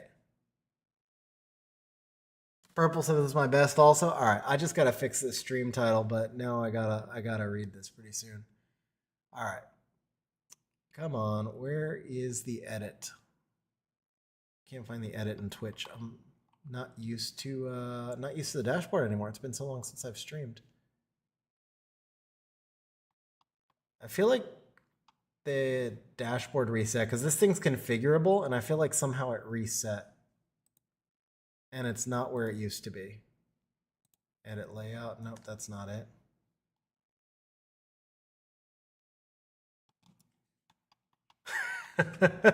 I literally cannot find how to edit my my stream title in Twitch anymore.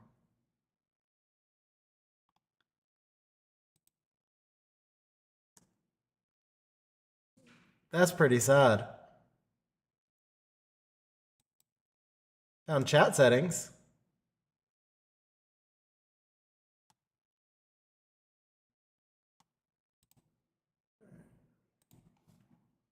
Nope. Dude, they what happened? All right, content, video producer. It's like literally not on my dashboard anymore. I can't rename my stream. I can't edit my stream info. My whole dashboard changed. This is not how I had it configured before. Edit stream info. Okay, found it. There we go.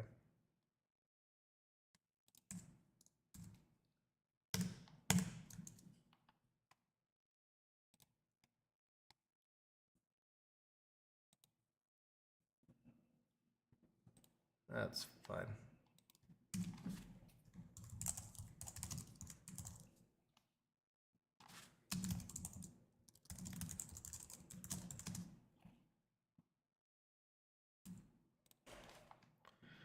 Okay, I don't think that fit, but that's fine.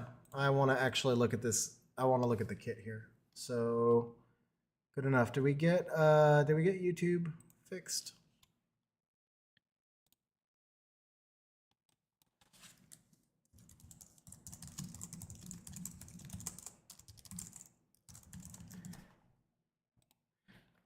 All right. Yes, I believe so, Shaft. I believe so. All right, here we go. So we finally get to take a look. Speed lead? Yes. All right, well, speed lead, you automatically know it's a win. You could tell that was going to be speed lead. Definitely my first one. 28% is pretty legit as well. So speed lead for arena only. Okay, so that tells us something. Somebody asked me earlier if there's like a real-time arena. There is actually a format of like real-time arena, by the way. I forgot to answer that question. All right, so let's start here. Ascension 3, Master of Ceremonies. Whenever a sheep debuff is removed or expires on an enemy, increase the cooldown of a random active skill on that enemy to its max. Fills the champion's turn meter by 10% for each turn added to the cooldown, and if there are multiple champions on the team with this skill, only one will activate. Okay. So, from an X trick level 1, place a sheep debuff on an enemy for 1 turn. Debuff cannot be blocked. Has a 75% chance of removing all debuffs from all enemies. So, AoE strip, this does skill to 100% on a 3-turn cooldown. And then self-cycles by 5% for each buff removed. Now, remember, guys, I said Raid has a lot more buffs and debuffs. So, that's pretty big. Like, it's not uncommon to see, I don't even know, 25 debuffs. Like, basically, it's a full attack bar cycle. Okay, that's pretty legit. So AoE attack steals the turn meter of each target, except enemies under sheep debuffs. Places a stun debuff for 1 turn on all enemies not under a sheep debuff. Debuff cannot be blocked, 75%. Fills this champion's turn meter by 75%. Okay, so basically we're going to put the sheep debuff, and then when the sheep debuff is removed, increases the cooldown of a random active skill on that enemy. Okay. For each turn added to the cooldown. Interesting. So basically we place the sheep debuff. That champion is going to not be able to use one of their skills, and we're going to gain attack bar. And then we go take everybody else's attack bar completely and stun them. And then skill 1, 35% chance of increasing the cooldown of a random active skill by 2 turns with more turn cycling. Seems pretty legit. Very PvP oriented, but seems super legit. Let's check the reviews. Yeah, there you go. 4.9, 4.9, 4.9, 4.8, 4.8. It's all on a 5 scale. Yeah, not very good for endgame PvE. Absolutely OP for arena offense, defense, faction wars, campaign. Sweet. Okay. So yeah, absolutely.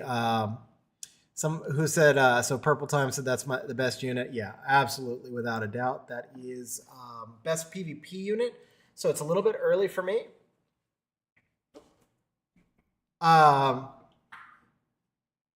You'd still use them in all PvE unit also, other than campaigns, huh? Interesting. I'll have to test him out. So you would use him over, well, I don't know his multipliers. Yeah, I mean, until I've used him, other than Clan Boss. Okay, got you. Yeah, campaigns would, yeah. Yeah, I'll have to see how he plays out, but interesting. Nice.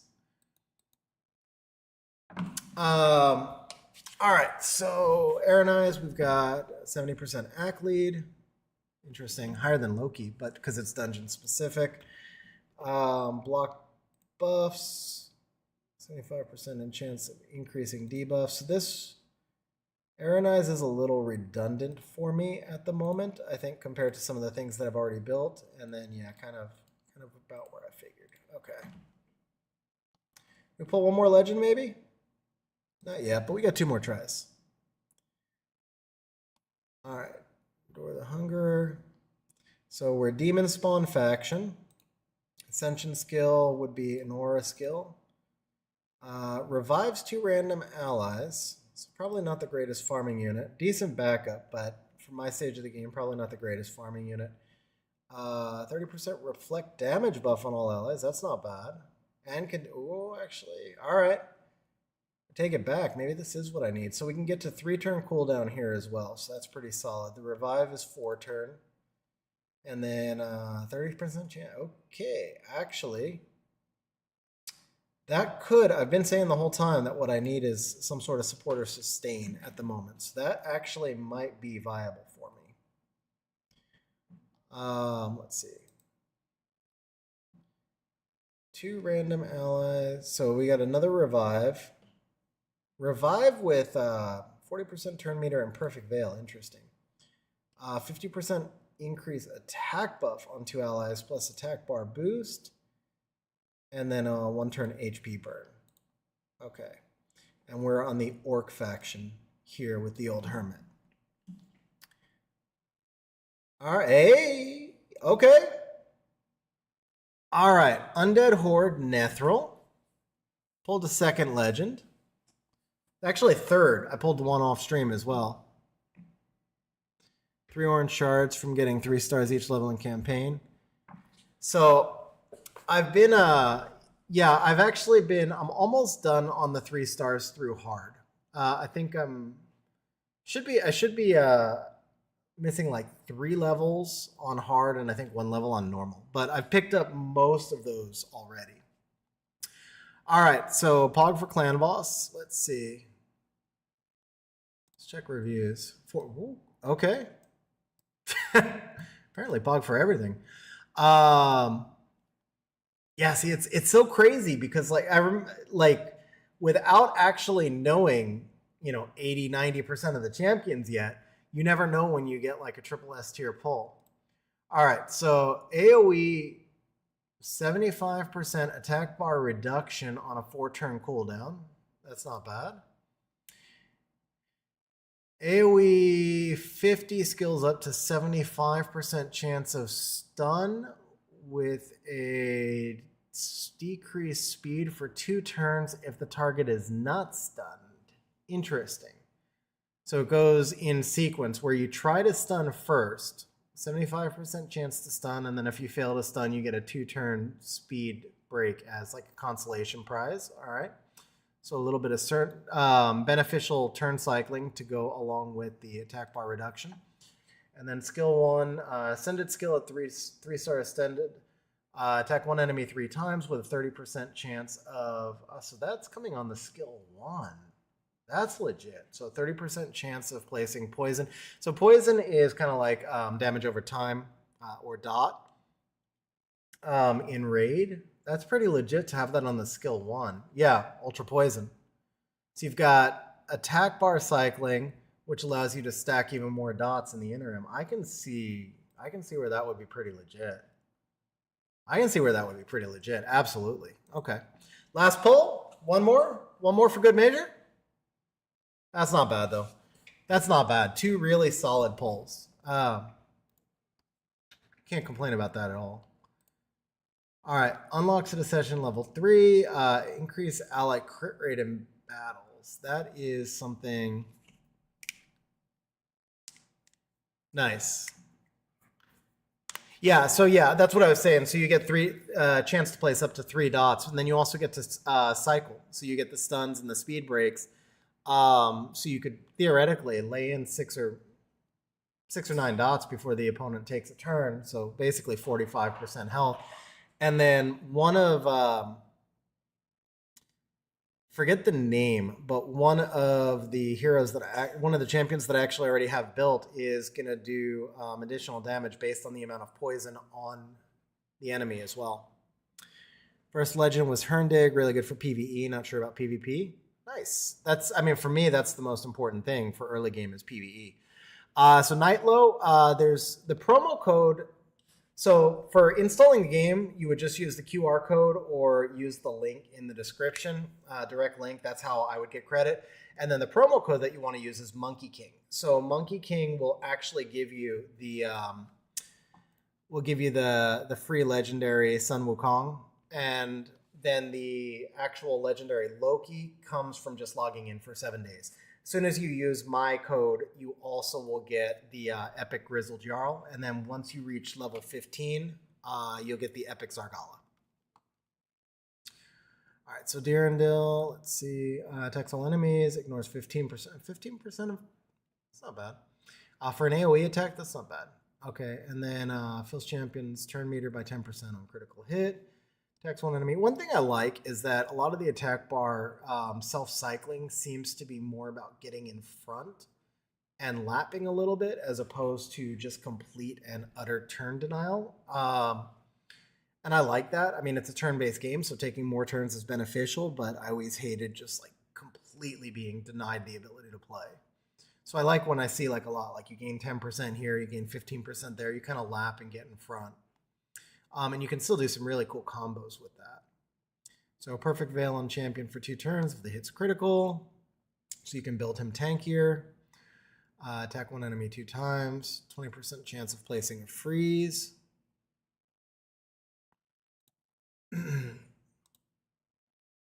All right. We have definitely got some fun toys that we can play around with. Not a bad summoning session at all. Not a bad session at all. All right. And then, one more skill tome as well. Ooh, legend skill tome as well. Nice. And I'm looking pretty solid for this tournament. I mean, that could change in a heartbeat, but I think I'm looking pretty solid for the tournament. All right, so let me show you guys around raid a little bit now that the summons are done. And I'll show you some of the things that I've been talking about through the stream as well. So probably start by mentioning the Ascensions.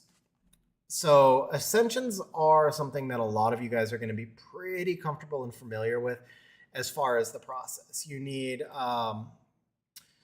basically arcane potions. So for example, for some of the legendary champions that we just pulled, I'll need superior arcane potions, and then you're going to need a different potion that is very specific to their faction. So if we come in here right now and we look at some of the new champions that we just, new champions that we just pulled.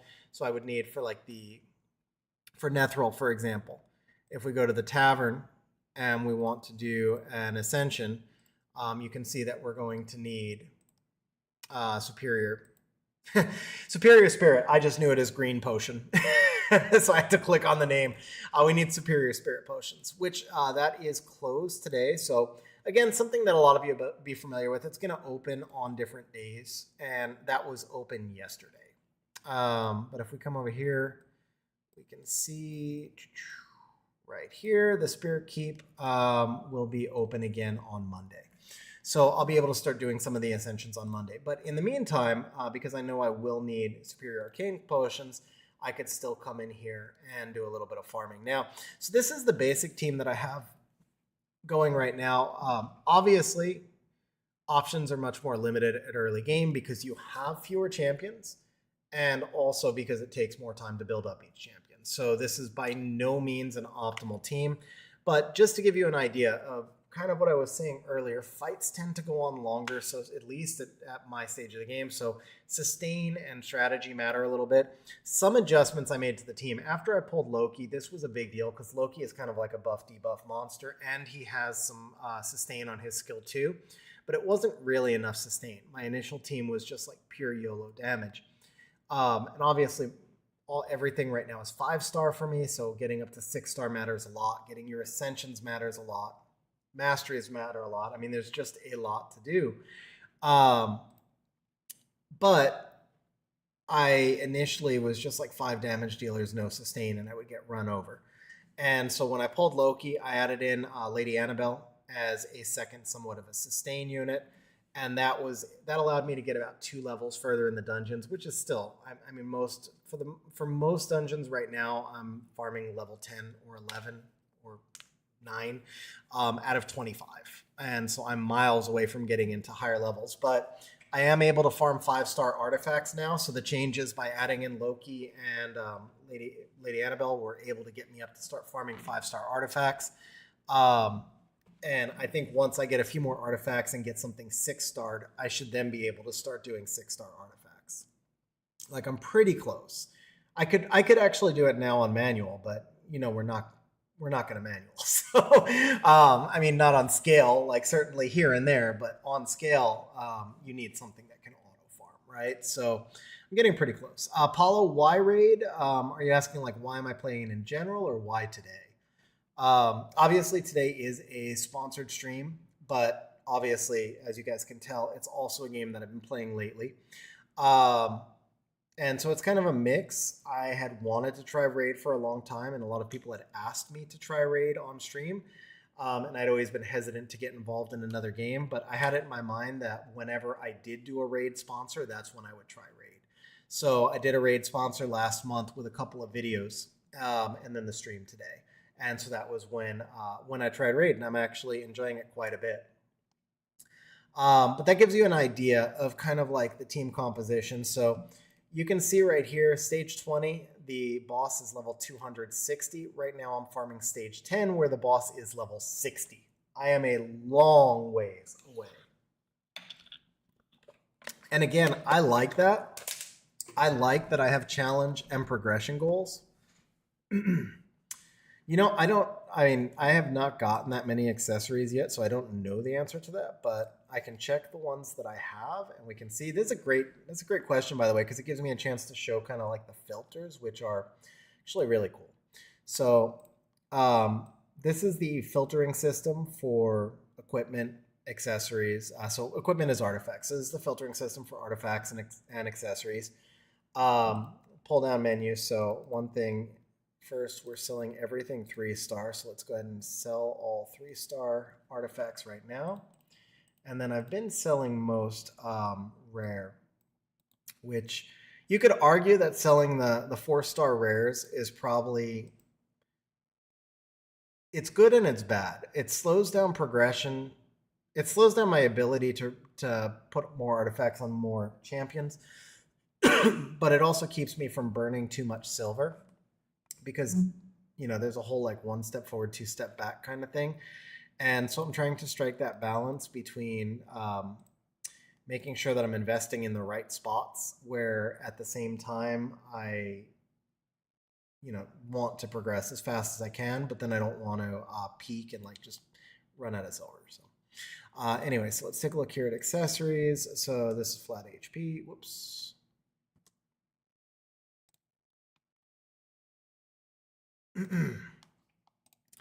All right, so that's flat HP, that's flat defense. What up, Shadow? Hey, Shadowless, how you doing, bro?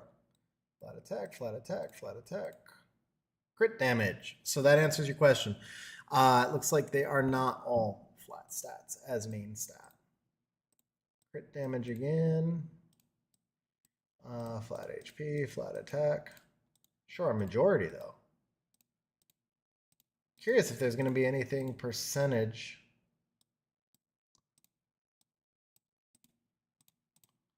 Huh.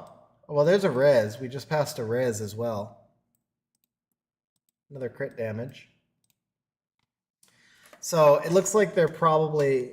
yeah, Varmo, I actually do remember that. I just, when I'm on stream, I just kind of read the name in front of me, but I did know. How you been, man? Long time no talk.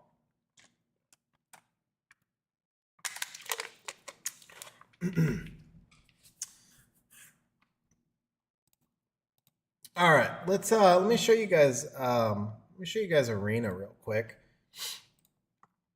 So kind of like back in the crit damage and res. I mean, there could be more as well. I haven't farmed. I haven't farmed that many accessories yet because I don't have enough 6-star champions to make it worthwhile. I've gotten some out of event dungeons, but that's it. So I feel like, I mean, if we saw flat stats, crit damage, and res, I feel like the odds are that there's probably more, right? Like, it's just that we haven't farmed enough to get the good drops. But it probably is a low drop rate. on some of the other stuff because I saw more flat HP than anything. Going to Berlin next month for a week. Hey, congrats, man. I'm doing really good also. We moved last month. Super excited with the house. I'm actually going to Mexico City in about 3 months, so that'll be my vacation coming up. I no longer have a Summoner's War account, so I'm able to kind of diversify and play more games. What up, Nin? How you doing, man?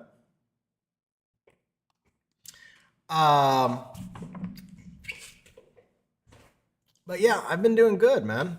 I've been doing good. I've been doing like really good. Like you say, it's kind of one of those things where you just say it automatically, but I've been doing really good.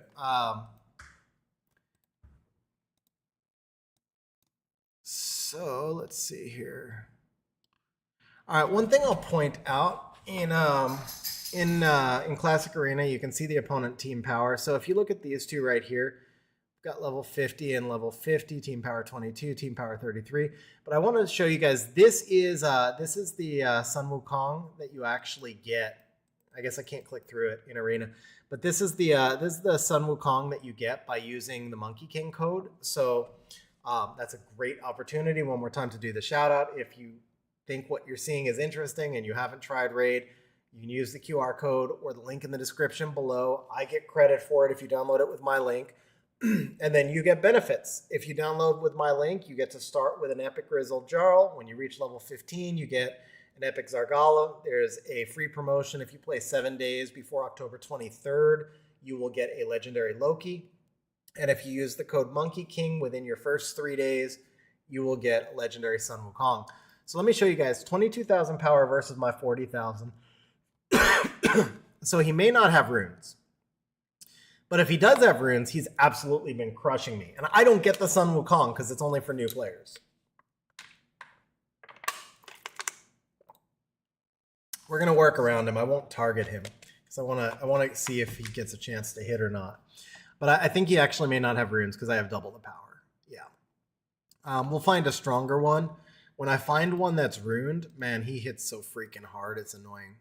Oh, here we go, 37,000. So I still have a slight power advantage, but we're pretty close to even here.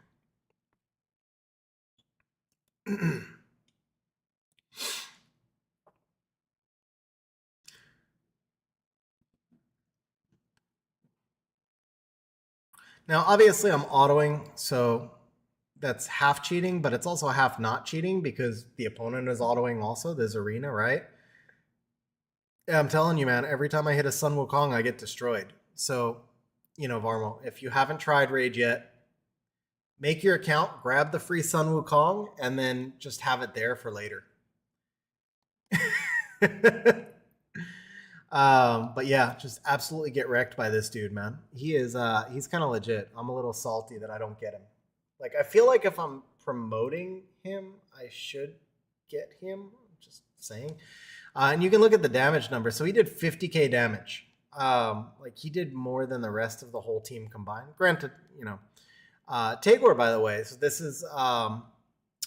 was the one, if you had used my video, if you had played Raid after my videos last month, this is the one that you would have gotten for free. But yeah, I mean, 50k damage from the Wukong. It's just, he's legit. All right, let's try this not on auto and see if we can actually beat the Wukong.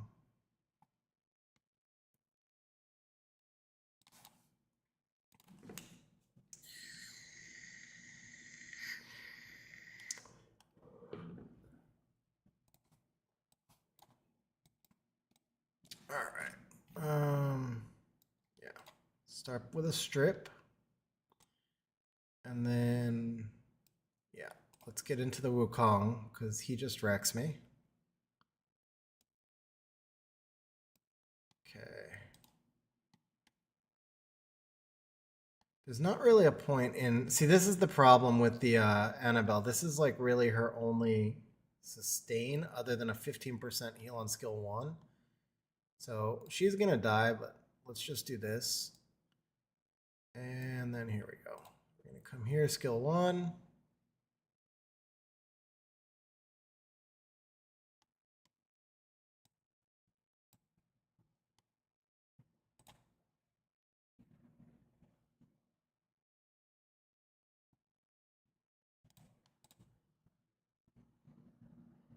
And that's GG. Yeah. Early game account. All good. But I definitely need a better sustain unit. So I think we had some really solid pulls today. Obviously, it'd take too long to build them up on stream. Only a few minutes left in stream, but I think some of the pulls from the summoning session are definitely going to help fill some of these gaps. All right, one more Wukong, lower powered team. So it's basically Wukong and 3 nothings, 3 unbuilt. I mean, they're leveled, but I have a feeling it's pretty much just a Wukong one-man show. So let's see if we can actually beat him here.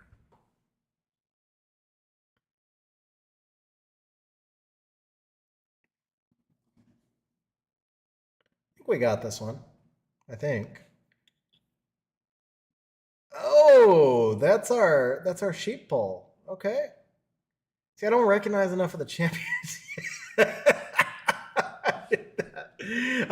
All right, that was pretty funny. that was a pretty cool animation. That was pretty funny. I like that. All right. All right, I want to show you guys just a couple. So by the way, live arena and tag team arena, so kind of like 2v2 and kind of like RTA. Those are modes that I don't have available yet. I'm almost got the tag team arena though. I think I'm just a hair short. Yeah, like 22% experience short, so I'm almost there. I'm working on, like, these are the last 2 monthly quests I can do. Everything advanced is gone, so it actually takes quite a while. Actually takes quite a while to get like leveled up in raid, which is, again, I think that's pretty good that it takes a while. Okay. So what I was looking for was to have some goals and objectives and something to play towards. It's just shards, right? Yeah, that's just shards we're working up. Okay. All right, let's come over here. Show you guys faction wars. I can't actually participate in today's faction war, but well, yeah, I really can't. So these are the faction wars, and in here you can get drops that are going to be beneficial towards the champions that you have on any given faction. However, one reason I was talking about banner lords earlier is because you have a limited number of keys and entries. You can see, like, right now I'm up to level 8 on banner lords, and so you want to be focused more specifically on the faction that your strongest champions are, so that you can work on improving within your faction. Obviously, long term you don't want to be quite that closed off, but in the short term for progression stuff, that's the way that I'm working.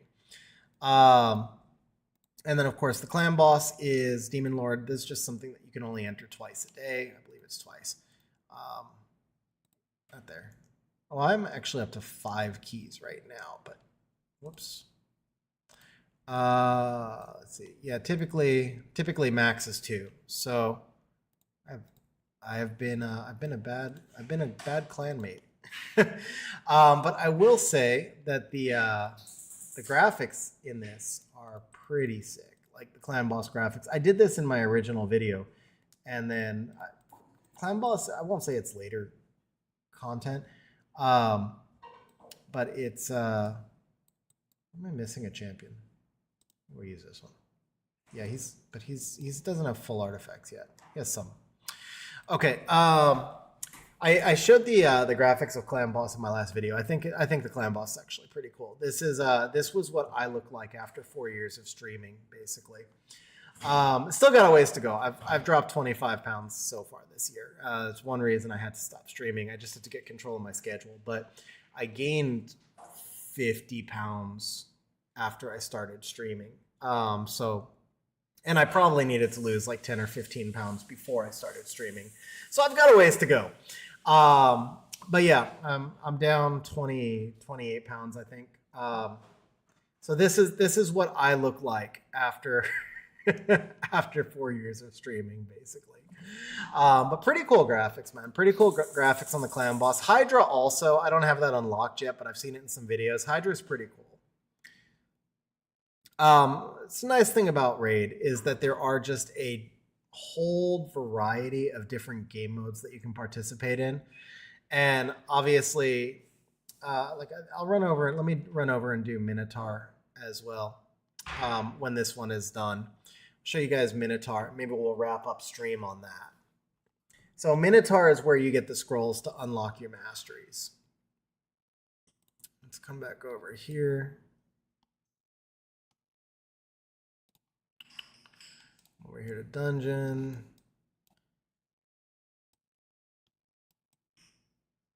Minotaur's Labyrinth. Here we go. Ice Golem's Peak, by the way, this would be where you do some like artifact farming. You can also do, right now you can do artifact farming in the event dungeon. You get accessory drops and you get a higher drop rate. But in regular times, like you can do Ice Golem's Peak. This runs all the way up to level 25, by the way. 5 to 6 star drops at level 25, level 350 boss. So long ways to go. But Minotaur's Labyrinth right now, we're only able to farm level 10. I haven't cleared level 11 yet, so I'm clearing a level 85 boss on this one. And I suspect I should be able to make some pretty good progression after tomorrow. And again, I think on manual I could probably clear the next stage, but 2-minute manual fights, that's not going to work for long term. So it is definitely all about building the best auto teams that we can build on limited resources. And part of that is definitely going to be boosting my masteries, completing my awakens, and then the biggest thing, of course, is going to be getting some 6-star champions together. And so to that end, I've been making a point of unlocking all of the campaigns that I can, but I did kind of stall out. I guess we'll run over to campaign and we'll wrap up on campaign. Because I just kind of want to show you guys like the variety of different game modes that are out there. And it's like a mixed bag because I know sponsored content, but at the same time also hopefully it comes through. I know the content because I'm playing it, and so I would love to see you guys try the game out as well. See if you like it. If nothing else, have some fun for a while. And if you do try it out, make sure to use my code because it benefits the channel. Which, for those of you who are not here at the start of stream, I do expect to see more content starting to come out soon. Like finally and legitimately.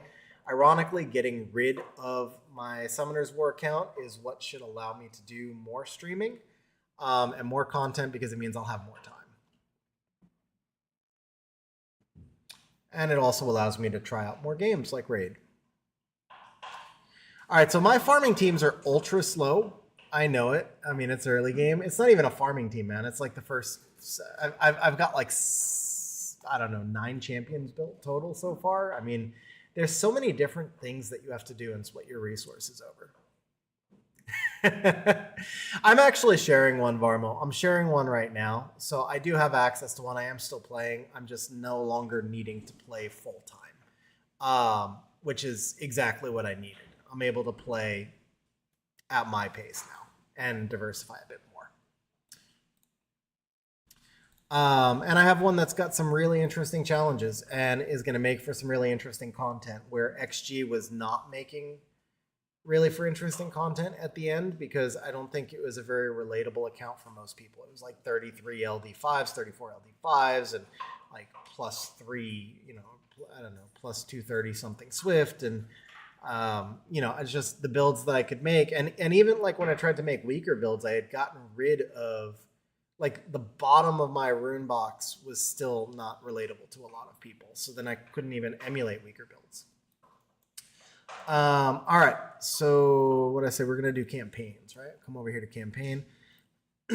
So I am on brutal, but I'm stalled on brutal. I have not gotten past Godfrey's Crossing on brutal. And then I am working right now on getting 3 stars, mostly just collecting resources and, picking up like the next Sacred Shard and gems more than anything, just picking up gems. So I'm working on 3-starring everything through here as well. Somebody mentioned this earlier. And that's exactly what I mean, Varmo. That's exactly what I mean. My bottom was too many people's best that they couldn't even make those builds when I was using like my weakest runes. So, somebody had mentioned earlier, like going through and getting 3 stars with everything. So you have to use 2 or fewer champions, no losses. Let me show a campaign boss actually, because the bosses are all dragons, and the dragons are, well, not all, but a lot of the bosses are dragons, and the dragons look really cool. Let me find one that's a dragon. There we go. All right, let's see if we can 3-star on this dragon, and we're going to wrap up stream from here. So guys, one final time, because this is both sponsored and a game that I'm playing. If you haven't tried out Rage yet, and you'd like to try out Rage yet, certainly appreciate it. Use the QR code, use the link in the description. Most importantly, use the promo code Monkey King and make sure you get the free legendary Wukong. And then if you've used my code, you'll also get free epic Grizzled Jarl. When you reach level 15, you'll get the epic Zargala. And once you've played for 7 days, you'll also get the legendary Loki. So you get 2 legendaries just for playing, and you actually get a 3rd legendary when you complete 3-star campaign missions. They make legendaries pretty accessible. There's like a whole bunch of different legendaries that are available through different missions and progression sequences, in addition to like the free Sun Wukong, which is the Monkey King promo code in the Loki. So, and I don't know, I think I've probably just had good RNG, but I've pulled 5 legends through summons already. It's really just good RNG, I guess, but I'm not complaining. Especially because 2 of the legends today were pretty legit. So there you go. I could not get 3 stars. But the dragon, I mean, as far as like that just being campaign, I feel like that's really cool graphics for a campaign. So, all right, guys, on that note, my voice is going. I don't know if you can hear it, but yeah, I'm not used to talking for the 4 hours in a YouTube voice anymore. We got to build that tolerance back up, but that's the goal. I plan on not streaming every week, but probably doing like 2 to 3 videos a month and 1 to 2 streams a month. The goal is really just to do something once a week. It'll be mostly the content that you guys are used to, but I might experiment and diversify into some other areas such as Raid, sponsored or not. Generally, I'm going to try and do stuff that I'm playing and enjoying. Again, sponsored or not. But certainly if it's sponsored, then it's a double win, right? But keep an eye out. I will probably not be doing a ton of content, but I will try to make it somewhat consistent. I don't know exactly what that will mean yet, but probably videos will drop Sunday mornings unless YouTube tells me differently. Like, you know, we get a lot of analytic data. So if I drop, like YouTube will tell you, like, don't drop at a certain time because your viewers are not available or whatever. But my goal for right now is probably just to drop videos on Sundays and then streams, obviously, not so much Sundays, but we'll figure that out. So anyway, guys, as always, appreciate you watching. Hope you enjoyed the content today. If you're on YouTube, remember to like and subscribe. If you're on Twitch, remember to follow. And we'll see you guys on the next stream. Have a good one, guys.